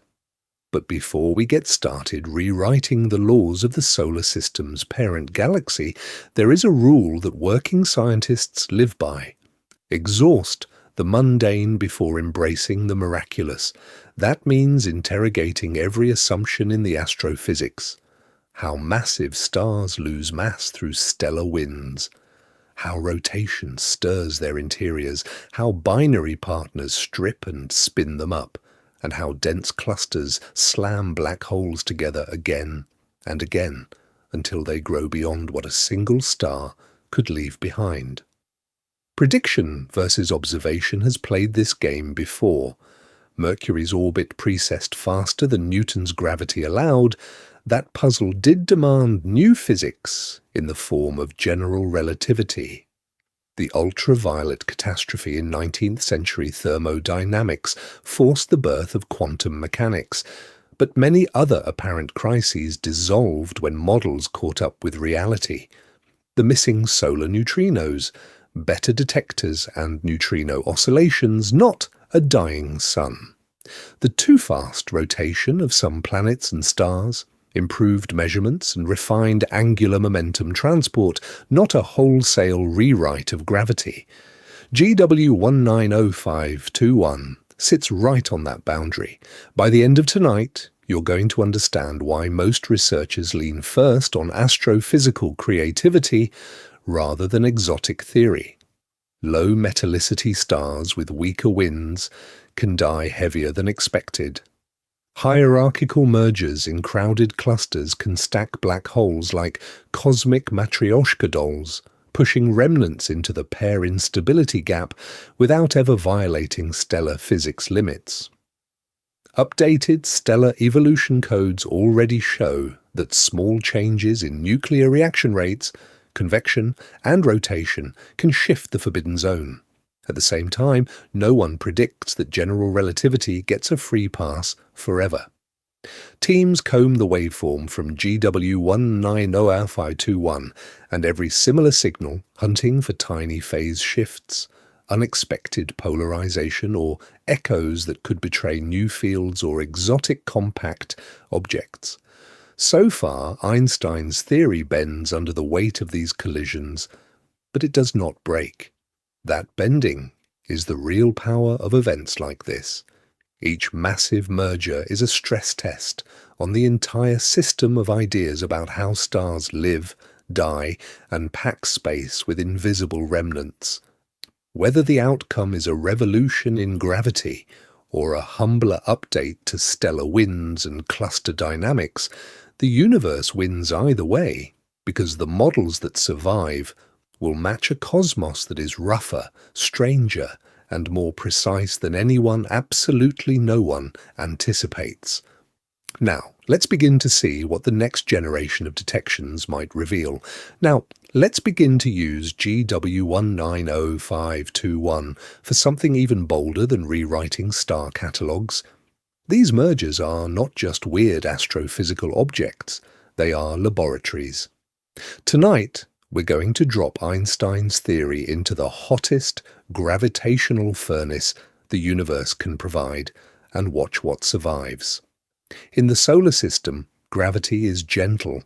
Planets move slowly compared to light. Space-time is only slightly curved, and every precision test, from Mercury's orbit to radio signals skimming the Sun, has agreed with general relativity. But a binary black hole like GW190521 lives far beyond that calm regime. Near the horizons, the gravitational field is so strong and so rapidly changing that space itself is whipped, stretched, and twisted in a way no spacecraft can safely sample.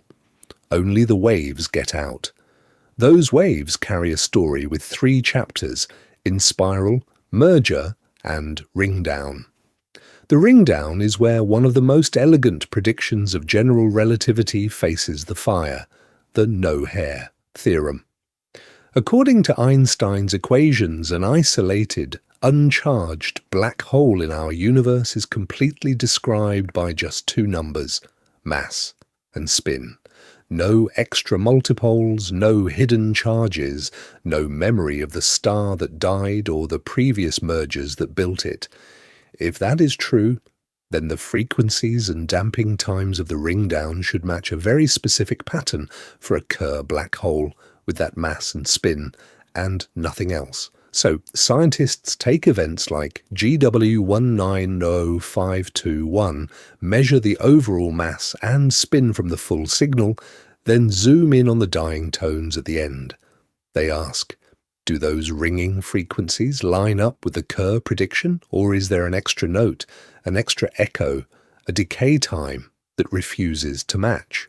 So far, within the current noise, GW190521 behaves like a textbook Kerr black hole, even though absolutely no one anticipates a textbook when 2 objects of 85 and 66 solar masses slam together from half the observable universe away.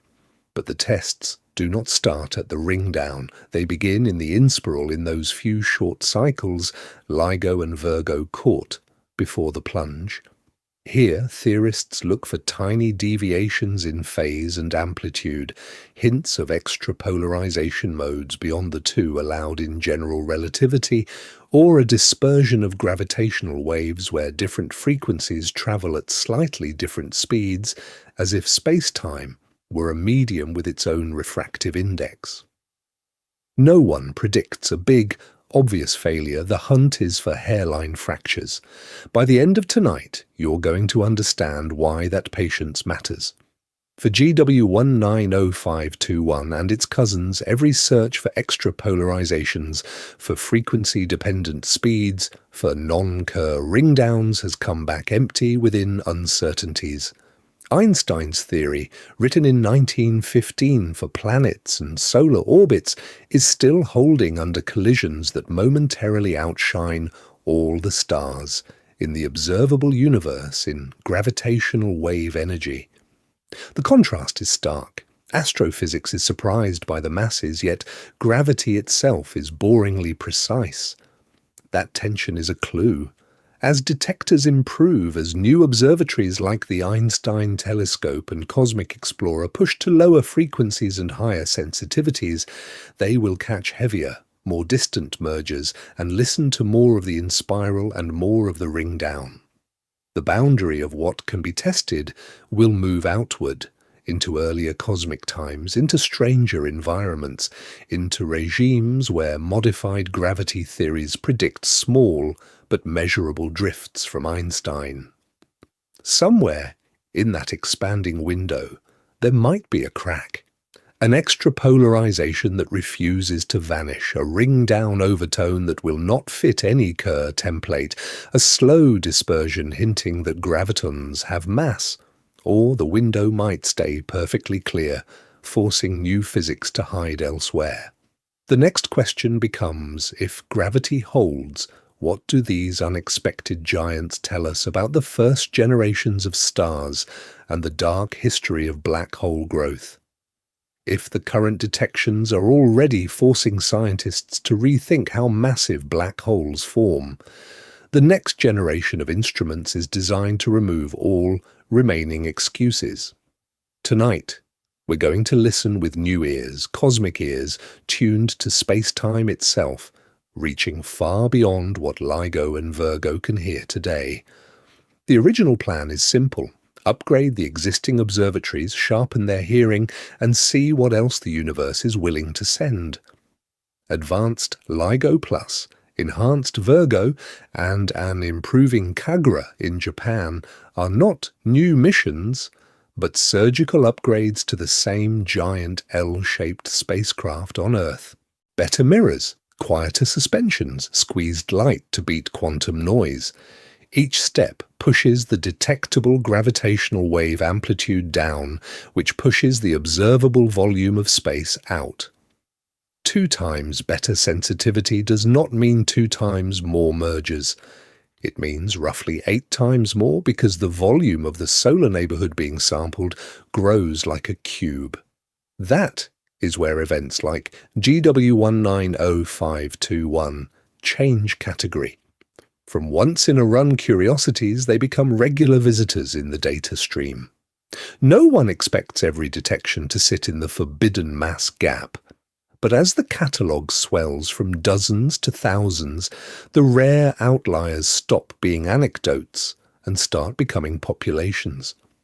By the end of tonight, you're going to understand why that shift from single event to statistical ensemble is what finally lets scientists test whether these giants come from hierarchical mergers, exotic stellar evolution, or something far beyond the standard picture. Beyond the upgrades lies a more radical step: third-generation detectors. The Einstein Telescope in Europe, buried deep underground with a triangular layout, and Cosmic Explorer in the United States, with arms stretching tens of kilometres, are designed to hear black hole mergers across most of the observable universe. A 30 solar mass collision not just at a few billion light-years, but back near the cosmic dawn. The boundary of the detectable universe for stellar mass black holes moves from the recent past to epochs when the first stars were dying and seeding the system with heavy elements. And then a pattern interrupt, shift from Earth to space. LISA, the Laser Interferometer Space Antenna, will be a constellation of 3 spacecraft trailing Earth in solar orbit, forming a triangle millions of kilometers on a side. Sensitive to much lower frequencies than ground-based detectors, LISA will hear the slow, deep notes. Supermassive black holes with millions of solar masses merging in galactic centers, and extreme mass ratio in spirals where a stellar mass black hole slowly spirals into a giant. Now, let's begin to combine them. Ground-based observatories catch the final seconds and ring-down of stellar mass mergers. LISA will track some of those systems years earlier as they slowly tighten, turning the universe into a multi-band gravitational wave system. From tiny remnants a few times the sun's mass up to the monsters anchoring galaxies, a continuous spectrum of black hole growth comes into view.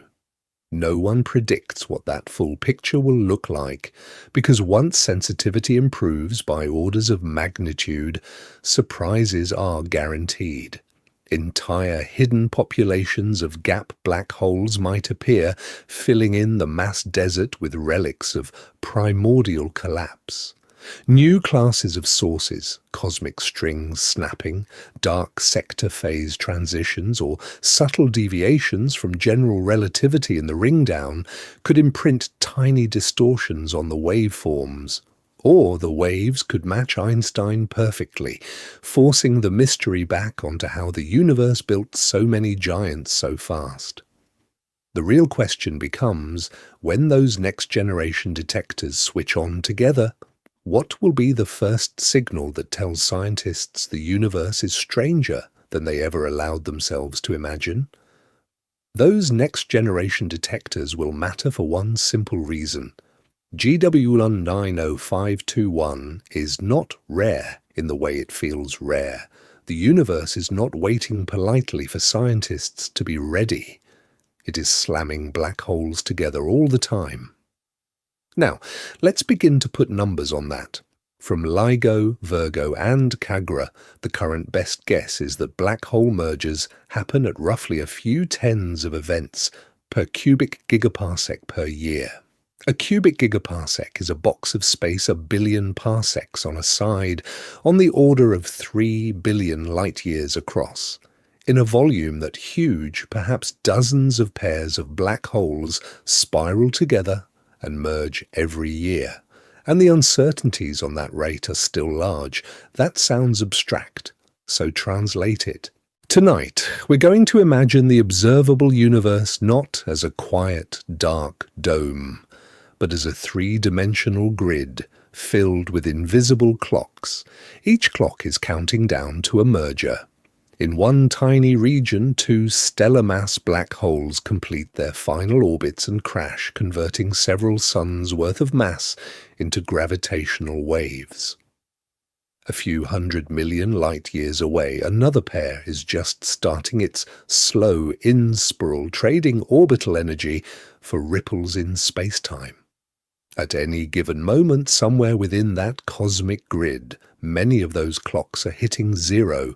Not one event, not a handful, potentially thousands of mergers per day across the observable universe, each one ringing space-time like a struck bell.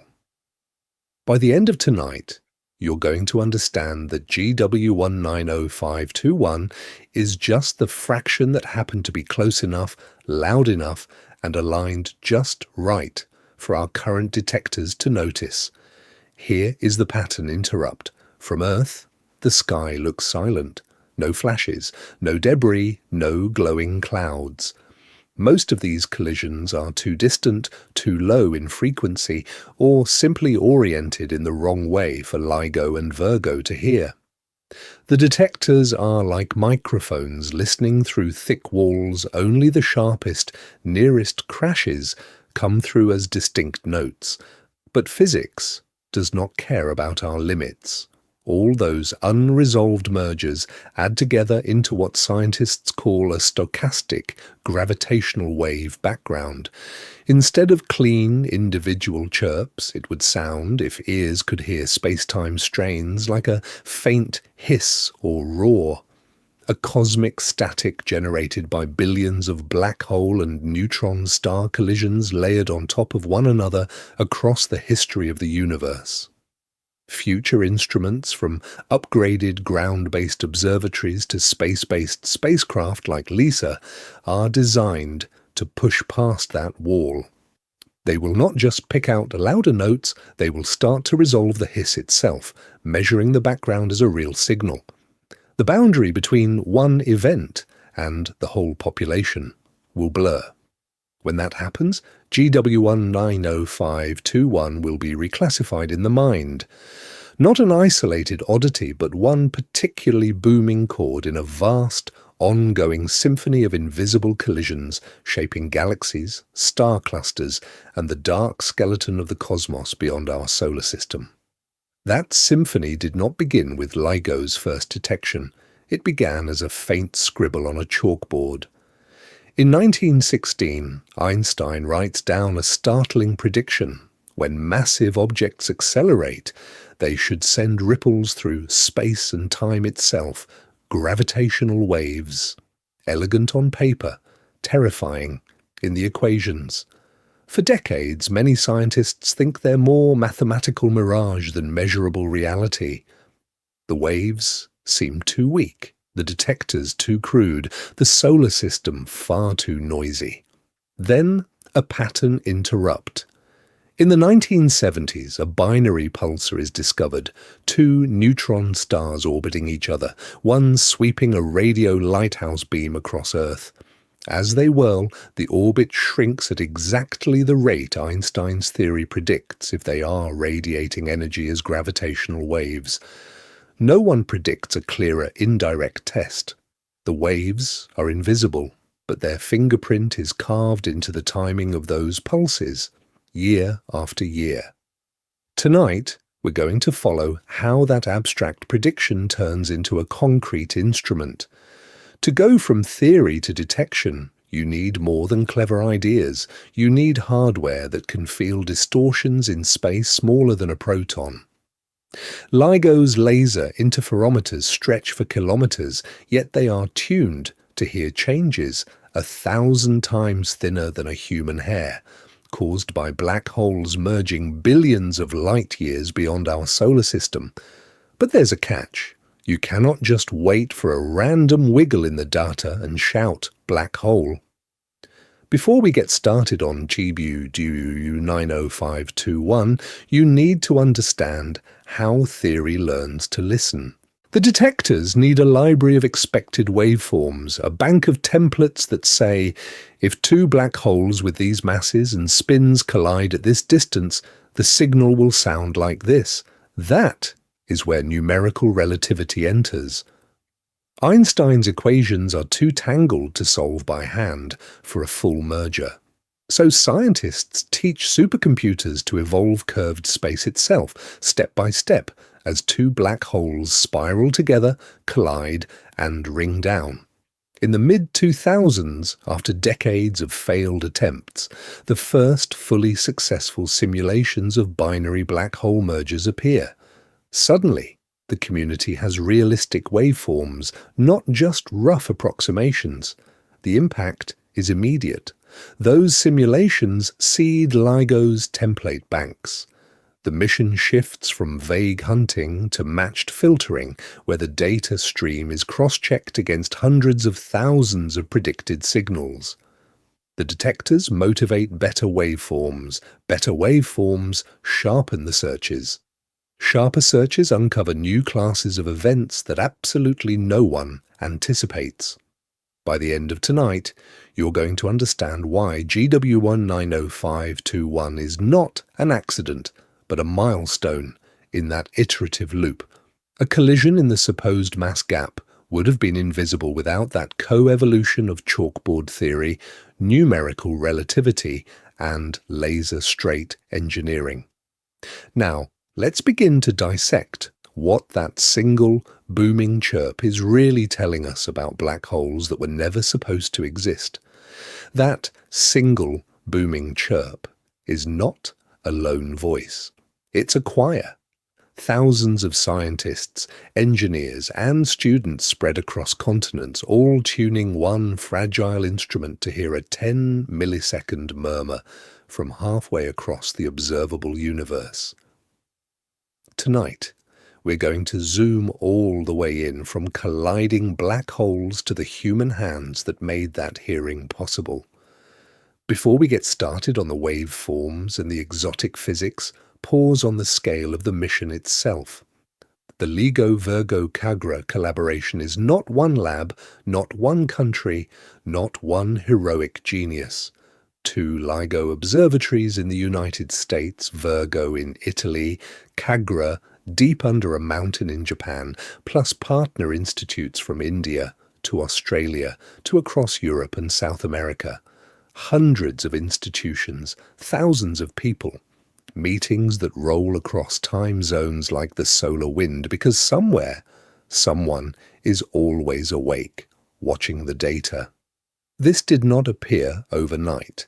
The first serious proposals for kilometre-scale laser interferometers were being drafted in the 1970s and 80s, when the idea of directly detecting gravitational waves felt almost speculative science fiction. No one expects a decades-long construction saga when those early design sketches are inked. No one predicts that the first clear signal will arrive in 2015 from GW150914, just days after advanced LIGO turns on. And absolutely no one anticipates that by 2019 the same system will casually register GW990521, a collision in a forbidden mass gap. Between those bookends lies painstaking work that rarely makes headlines. Teams spend years hunting down seismic noise from ocean waves and passing trucks, then designing suspension systems that float 40-kilogram mirrors so gently that ground vibrations are reduced by factors of 1 trillion. Others obsess over the mirrors themselves, polishing fused silica surfaces so smooth that if they were scaled to the size of a continent, the tallest mountain would be smaller than a human hair. Laser specialists coax light into stable, ultra-pure beams. Coders write analysis pipelines that sift through petabytes of data, flagging every suspicious blip, only to throw almost all of them away as glitches. And when a candidate like GW190521 appears, the human tempo changes. Weeks of cross-checks, independent teams rerunning the same algorithms, trying different waveform models, injecting fake signals to make sure no one is being fooled by the system. Teleconferences at strange hours, as collaborators from different planets of the time zone map argue over priors, noise models, and whether the masses really do land inside that theoretical gap.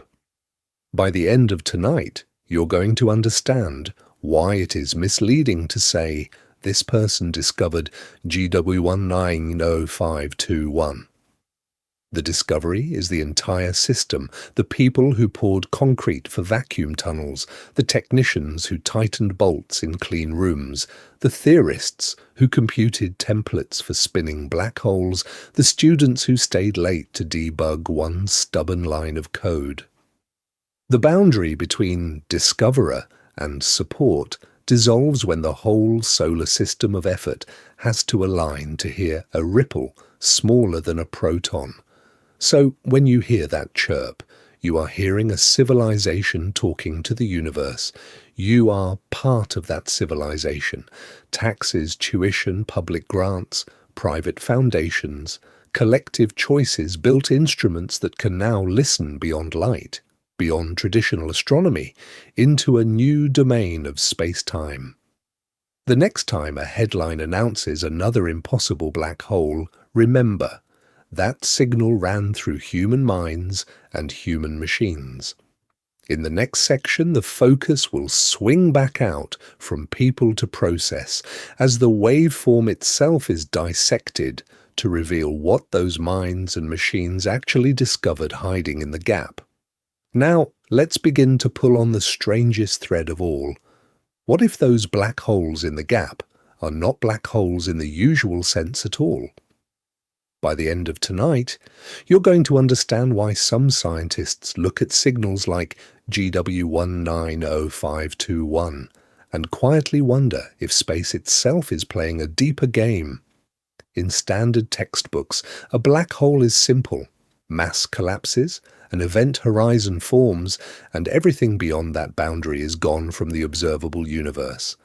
But there is a whole shadow zoo of theoretical objects that could masquerade as black holes while changing the details of a merger. Boson stars made of exotic quantum fields, gravastars with a shell of ultra-dense matter wrapped around a vacuum core, even objects that leak into extra dimensions where gravity can slip sideways out of our familiar three-dimensional solar system. On the screen, the waveform from a merger looks clean. A chirp, a peak, then a fading ring-down as the remnant settles. In Einstein's theory, that ring-down is like a bell with very specific notes. Some of these black hole mimickers predict the bell rings just a little off-key.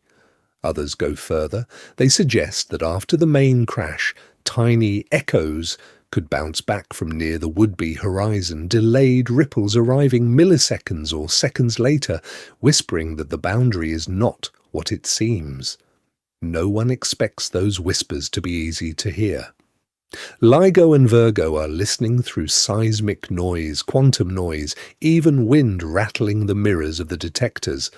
But teams have gone into the data from events like GW190521 and asked hard questions. Is there any statistically significant deviation in the ring-down? Any repeating echo pattern hiding in the noise? For now, the answer is frustrating and honest. No convincing evidence, no clean, repeatable signature that demands new physics. Yet the story does not end there. The detectors are being upgraded. Analysis methods are getting sharper, with new algorithms that can stack many events, cancel out random fluctuations, and push the sensitivity to faint, structured anomalies. No one predicts that a single spectacular detection will rewrite gravity overnight. But absolutely no one anticipates how much leverage hundreds or thousands of mass gap mergers could give when they are all lined up and compared. This is why the mass gap objects matter so much. They push black holes right up against the edge of where stellar theory is comfortable and right into regimes where quantum gravity, extra dimensions, or exotic matter might leave their first experimental fingerprints. They are stress tests on the mission of general relativity itself. Before we get started on the detailed waveform dissection, hold on to one guiding principle. Speculation is welcome, as long as it stays chained to data and is willing to be ruled out by better observations. The next plot you'll see looks simple, but if even one pixel on that curve is wrong in the right way, the entire system of ideas about black holes could crack open in a single frame. Now, let's begin. That one pixel on the GW190521 curve is not just a glitch check, it's a direct challenge to what scientists thought was a clean, sharp boundary in stellar physics. For years, theory drew a bold line. Between about 50 and 120 solar masses, black holes from normal stars should not exist. Full stop. The reason is pair instability. In the cores of the most massive stars, photons become so energetic they create electron-positron pairs. Pressure drops, the core contracts, temperature spikes, and the whole system runs away. In the mild version, the star pulsates and sheds mass. In the extreme version, it detonates in a pair instability supernova and leaves no black hole behind. Expectation that process carves out a forbidden mass gap. Reality. GW190521 drops an 85 solar mass black hole right in the middle of that gap, so the mission changes. Instead of using gravitational waves to confirm a neat theory, this event forces the theory to bend. Models of massive star evolution have been reworked from the inside out. Some teams lowered the mass loss rates driven by stellar winds, especially in low metallicity environments where heavy elements are scarce and the wind is weaker. Less mass blown away means heavier cores, which can sneak past the edge of pair instability. Others pushed rotation harder because a rapidly spinning star can mix its interior and alter when, or whether, pair instability ignites. Then there's binarity. No one predicts a truly isolated life for most giant stars. Two massive stars in a tight orbit can trade mass, spin each other up, and merge before either collapses. The result is a Frankenstein star with a strange core profile that might avoid a clean pair instability blowout. Add dense stellar systems into the picture and hierarchical mergers become possible. A black hole born in one collision sinks back into the cluster, merges again, and climbs right through the gap. Pattern interrupt. What if the maximum mass of a stellar black hole is not a number, but a landscape? Tonight, we're going to think in terms of terrain instead of walls. The peak mass a single star can reach before pair instability erases it depends on metallicity, rotation, magnetic fields, and even whether it's swallowed a neighbour late in life. By the end of tonight, you're going to understand why GW190521 is less an outlier and more a signpost at the edge of that landscape. Open questions remain sharp. How heavy can a black hole from one star truly get in the lowest metallicity corners of the universe? How often do pre-collapse stellar mergers happen in real clusters, not just in simulations? And where does the gap actually begin and end once all these effects are folded in? Future observations are the map. As LIGO, Virgo, CAGRA, and later detectors log dozens, then hundreds of mergers in and near the mass gap, the distribution of black hole masses will trace the contours of stellar evolution. At the same time, supernova surveys in our own galaxy and nearby galaxies will watch massive stars die in real time, measuring which ones quietly collapse and which ones explode. Gravitational wave astronomy and traditional stellar astrophysics, once separate, become a single system, one listening to the invisible collisions, the other watching the visible deaths. No one expects a single event to rewrite stellar physics, but absolutely no one anticipates how quickly a handful of impossible black holes can force every model to move. GW190521 is not the final word on what stars can do. It is the boundary marker that tells us the real frontier lies beyond, where the next unexpected chirp is already on its way. So now, the map has to change. Tonight, we're going to redraw the entire landscape of black hole sizes in your head, and the forbidden region that used to be a blank on the chart suddenly has new residents. Before we get started, picture a horizontal line. On the left, there's a dense cluster of dots, the classic stellar mass black holes, 10, 20, maybe 30 solar masses. With LIGO and X-ray missions, scientists have filled this region in so thoroughly that it feels familiar, almost comfortable. Up to about 40 solar masses, the data points come thick and fast. Then something strange happens. The dots thin out. There's a dip. Between roughly 50 and 120 solar masses, theory said there should be almost nothing.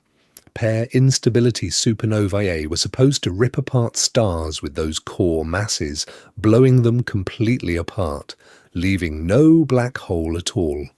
On the old map, this was the mass gap, a clean, elegant void between the realm of ordinary stellar remnants and the realm of much heavier monsters. Now, let's begin to populate that void. LIGO's catalogue doesn't show a perfect emptiness anymore. It shows a few lonely, defiant points around 60, 70, 80 solar masses. Sparse, but real. One of those points is the heavier component of GW190521, around 85 solar masses, sitting squarely where no black hole from a single collapsing star was supposed to live.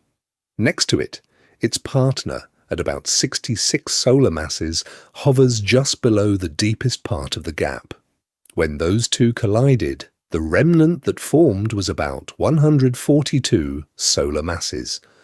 Plot that on the same line and you've stepped off the crowded left side and into a new regime. The intermediate mass black holes, not the million or billion solar mass giants at galactic centres, not the 10 solar mass corpses of massive stars. Something in between, a missing link. By the end of tonight, you're going to understand why that single point at 142 reverberates far beyond one event. Theories of how supermassive black holes grow now have to thread through this new terrain. Do the giants at the hearts of galaxies form from direct collapse of enormous primordial gas clouds? Do they build up through runaway mergers of stellar black holes in dense clusters, step by step, through exactly this intermediate range? Or are there ancient seed black holes from the young universe that started already in this mass band? No one predicts that a 10 millisecond chirp could weigh in on questions that big, but it does. If intermediate mass black holes exist here, they might also be hiding in globular clusters on the outskirts of galaxies, in dwarf galaxies with faint stellar halos, even drifting off-center in the dark, far from any obvious beacon. LIGO hears them when they crash together.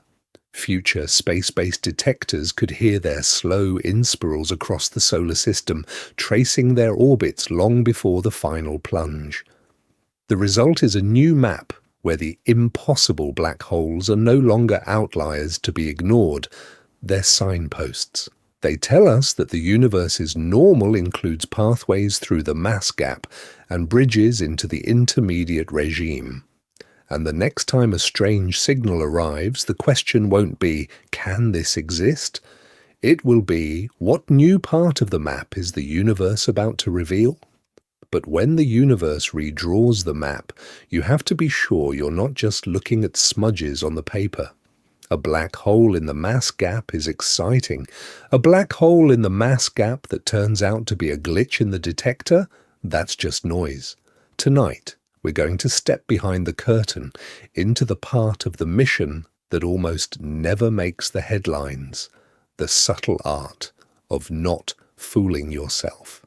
Because a signal like GW19521 only matters if it rises above a very loud, very messy background. On Earth, the detectors live in a world that never sits still. Tiny seismic vibrations from ocean waves, passing trucks, or distant earthquakes shake the mirrors. Thermal noise makes the atoms in those mirrors and suspension fibers jitter. The laser itself has fluctuations in power and frequency, and every so often a stray environmental disturbance, a cosmic ray in the electronics, a tiny voltage spike, a gust of wind rattling a building panel, creates a sharp glitch that can masquerade as something from deep space. Now, let's begin with the first line of defense. There isn't just one detector. There are multiple observatories separated by thousands of kilometres. Real gravitational waves sweep across Earth at light speed, so they arrive at each site with a consistent delay and with the same characteristic waveform, stretched or squeezed only by the detector orientation. Local noise does not behave like that. A truck in Washington does not shake a vacuum tube in Louisiana and Italy in the same way at the same time. Before we get started on the statistics, imagine hitting shuffle on reality. Analysts deliberately time-shift the data streams from different detectors by amounts far larger than any real signal could tolerate. In those scrambled timelines, no true gravitational wave can line up, so anything that looks like a coincidence is, by construction, just noise. By repeating this millions of times, scientists build a background catalogue and measure how often random fluctuations produce fake events of a given strength and shape. From that, they compute a false alarm rate, once per year, once per century, once per age of the solar system. GW190521 did not just squeak under the bar. It appeared in multiple detectors with compatible timing, and its strange, squat waveform still passed stringent thresholds that limit the chance of a random coincidence to far less than one in many thousands of years of observing. No one predicts a signal that brief and that massive. Absolutely no one anticipates that the waveform will look more like a sudden thud than a rising chirp. That unusual shape triggered extra scrutiny, recalibrations, environmental checks, alternative waveform models. The collaboration standards are deliberately conservative. The boundary for calling something a detection is set high enough that many marginal candidates are thrown away.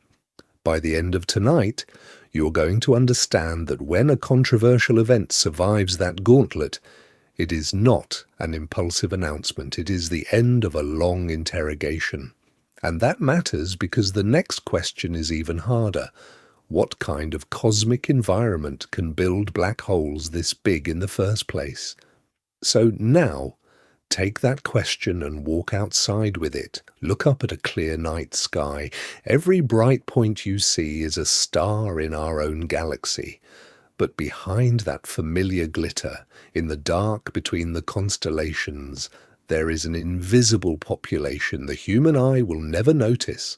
Black holes orbiting, wandering, and sometimes, like GW190521, spiraling together and slamming into one another in utter darkness. Tonight, we're going to connect that invisible drama to the quiet sky you know. The Milky Way overhead feels permanent, almost frozen, yet almost every bright star is part of a cycle. Birth in a cloud of gas, a brief brilliant life, and then a violent end. Some of the most massive stars that ever existed burned hot, blew apart, and collapsed into black holes tens of times the sun's mass long before there was an Earth, an atmosphere, or any eyes here to see them. No one expects that when you look up from your backyard. You are seeing only the survivors. Many of the true giants are already gone. The black holes in GW190521 probably formed from stars in a young, primitive galaxy when the universe was less than half its current age. Those stars lit their local space, forged heavier elements, and then died, leaving behind black holes in a mass range scientists once labelled forbidden. Now, let's bring in the timescales. The light from that host galaxy has been crossing the expanding universe for roughly 7 billion years. The gravitational waves from the merger travelled the same ocean of space, rippling through the fabric of space-time itself, also for billions of years, before sweeping through the solar system and flexing LIGO's mirrors by a fraction of a proton's width. Two messengers, light and gravity, leaving in the distant past and arriving together in this single human century. That contrast is staggering. The universe has been evolving for 13.8 billion years. Homo sapiens have been around for about 300,000. Modern science, radio, lasers, precision optics, all of that compresses into a few hundred years. Yet in that razor-thin slice of cosmic time, this species has built instruments that can detect a 10-millisecond shiver in space-time from halfway across the observable universe. No one predicts that a primate brain tuned for survival on a single planet would learn to hear colliding black holes. By the end of tonight, you're going to understand that this is not just a new tool, it is a new sense. The night sky used to be a two-dimensional map of brightness. Now, With gravitational waves, there is depth, motion, and hidden violence. Humanity is no longer limited to what photons can show. The mission has expanded. The solar system is a listening post, and the wind we measure is the changing curvature of space-time itself. Before we get started on how nature builds black holes this massive, hold on to that thought. If we can already hear mergers this extreme, what else is waiting in the dark that absolutely no one anticipates? Those extreme mergers are not just loud, they are awkward. They land right where, for years, many scientists would have told you nothing should live at all. Before LIGO, the consensus was confident. From stellar evolution models to supernova simulations, the story seemed clear. When very massive stars die, there is a forbidden band for black hole masses. Between roughly 50 and 120 times the mass of the Sun, pair instability explosions should rip the star apart so violently that no black hole forms. Expectation, neat gap in the spectrum. Reality, once LIGO switched on, not so neat. Then GW19-521 arrived, a signal shorter than a blink, a few ripples in space-time, and suddenly the neat diagram on the conference room whiteboard did not match the universe. The best analysis pointed to two black holes of about 66 and 85 solar masses merging into a remnant around 142. At least one of those sits right inside the supposed mass gap. The conversation flipped. It was no longer, these can't exist, but tonight we're going to ask, how did the universe build them?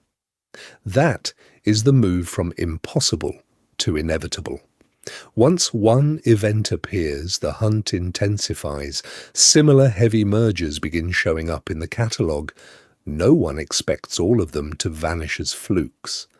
No one predicts every independent team will have made the same mistake in the same direction. The question space changes from yes or no existence to rate, environment and channel. And this is where the sociology of science quietly does its work. At first, there is skepticism. Analysts recheck the calibration of the detectors, the assumptions in the waveform models, the background noise estimates. Other groups redo the inference with different statistical tools. Some papers argue for alternative explanations. Some try exotic ideas like primordial black holes or new physics. The community does not instantly believe the headline, but the signal is in two detectors. The reconstruction holds up under different methods. The event makes it through multiple observing runs and catalogue updates. Over a few years, review articles start to include mass gap black holes as a live topic. Population models add a parameter for hierarchical mergers in dense clusters, where smaller black holes can merge, then merge again, climbing into the gap. Low metallicity stars get revisited. The theory space widens to match what the universe has already done. By the end of tonight, you're going to understand that this is not a failure of science. This is its engine. Theories are not sacred, they are tools. When the data push back, the tools get sharpened or replaced. The solar system of ideas is dynamic. The wind of new measurements blows through, and the boundary of what is plausible moves. Here is the pattern interrupt, and it reaches far beyond space. That same stance, hold beliefs lightly, test them against reality, update when they fail, is not just for gravitational waves, it is a model for everyday thinking. Now, let's begin to trace how nature might actually assemble black holes this massive and what that reveals about the early universe. So, what does all of this leave you with? Tonight we're going to rebuild your internal picture of black holes from the ground up, not as rare, isolated monsters, but as a whole hidden ecosystem in space, humming along behind the scenes of galaxies. The old expectation is simple: stellar black holes at a few dozen solar masses, supermassive giants at millions or billions. A clean gap in between, enforced by pair instability physics that should blow apart the most massive stars before they can collapse. Reality is messier. LIGO and its partner observatories have now heard black holes in that supposed forbidden zone, and even clear intermediate mass black holes, like the WAM-142 solar mass remnant from GW 190521 sitting right in the middle of the gap. That is the pattern interrupt. No one predicts black holes between about 50 and 120 solar masses from standard stellar evolution, yet the gravitational wave data says they are there, merging, radiating, reshaping the mass distribution. The boundary between allowed and forbidden turned out not to be a wall, but a guideline. Your universe model has to stretch to fit that in. Gravitational waves are the reason this is visible at all. Traditional telescopes look for light, X-rays from hot gas, optical flares, radio jets. But two clean black holes spiraling together in the dark give off almost no light. To them, the solar system's best observatories are blind. LIGO measures space-time itself ringing, those tiny distortions in length that let scientists reconstruct masses, spins, and distances from halfway across the observable universe.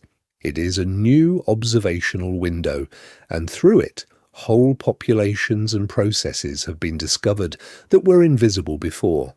So how do gap black holes actually form? By the end of tonight, you're going to understand the leading contenders. In dense stellar clusters, smaller black holes can sink to the center and merge over and over, building up heavier and heavier remnants in a hierarchical chain. In low metallicity environments where stars lose less mass to winds, single stars might grow big enough to sneak around the pair instability limit and collapse directly. And, more speculatively, some of these objects could be primordial black holes, fossils from density fluctuations in the first fractions of a second after the Big Bang. Through all of this, general relativity still holds the line. The waveforms match Einstein's equations with astonishing precision. The astrophysics around the events is getting more complex, but the core description of gravity in these collisions keeps working, even when tens of solar masses are converted into pure gravitational wave energy in less than a second.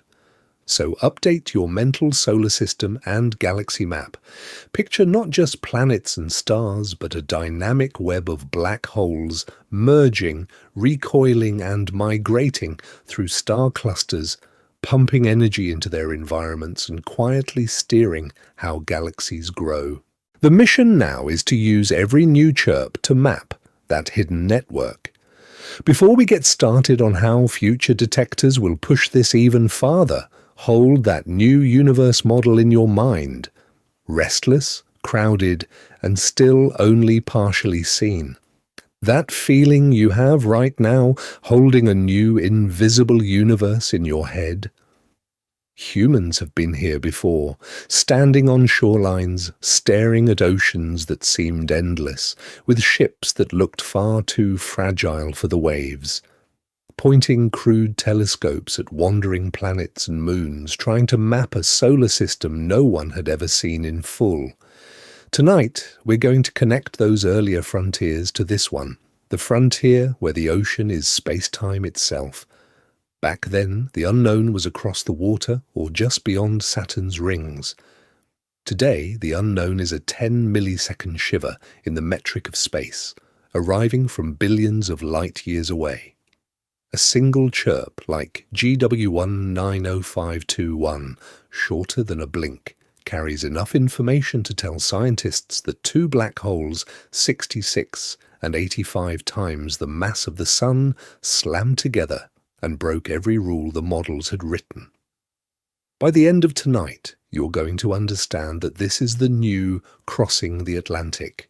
Except the waves are gravitational. Explorers once used sextants and star charts. Now detectors use kilometre-scale laser arms and mirrors polished smoother than anything on Earth, waiting for distortions smaller than a proton. From that tiny wiggle, the system reconstructs masses, spins, distances, even the moment when several suns' worth of mass turn into pure gravitational wave energy. No one predicts that a signal lasting just a few cycles could force a rewrite of how massive stars live, explode, or fail to explode. Yet that is exactly what these events have discovered. Black holes in a forbidden mass range, living where theory said pair instability supernovae should erase them completely. There is a kind of enforced humility in that. Whole careers go into building models of stellar evolution, nuclear reactions, and cluster dynamics. Then one clean, well-measured chirp arrives, and a piece of that structure has to be taken apart. The boundary between known and unknown moves outward by a few solar masses, and everyone has to follow. No one expects to be wrong in quite that specific way. Absolutely no one anticipates how satisfying it is when the universe proves them wrong with data this precise. And none of this happens alone. It takes a mission-scale collaboration. LIGO, Virgo, and Kagra tuning lasers, isolating mirrors from Earth's wind and traffic, theorists running supercomputer simulations of colliding horizons, data analysts teasing out a 10-millisecond whisper from months of noisy measurements. Around them, a global community of enthusiasts, students, and other scientists watches each alert, argues over formation channels, and waits for the next anomaly to drop. What emerges is a deeper awe.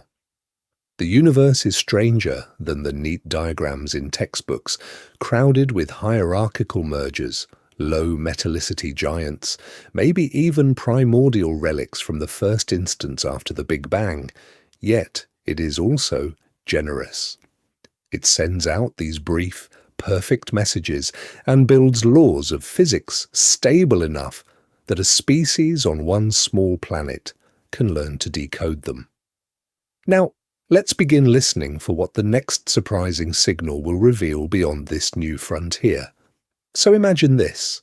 Somewhere out in deep space, long after GW190521 has faded from the detectors, the solar system is drifting through the galaxy as usual. And then space-time rings again.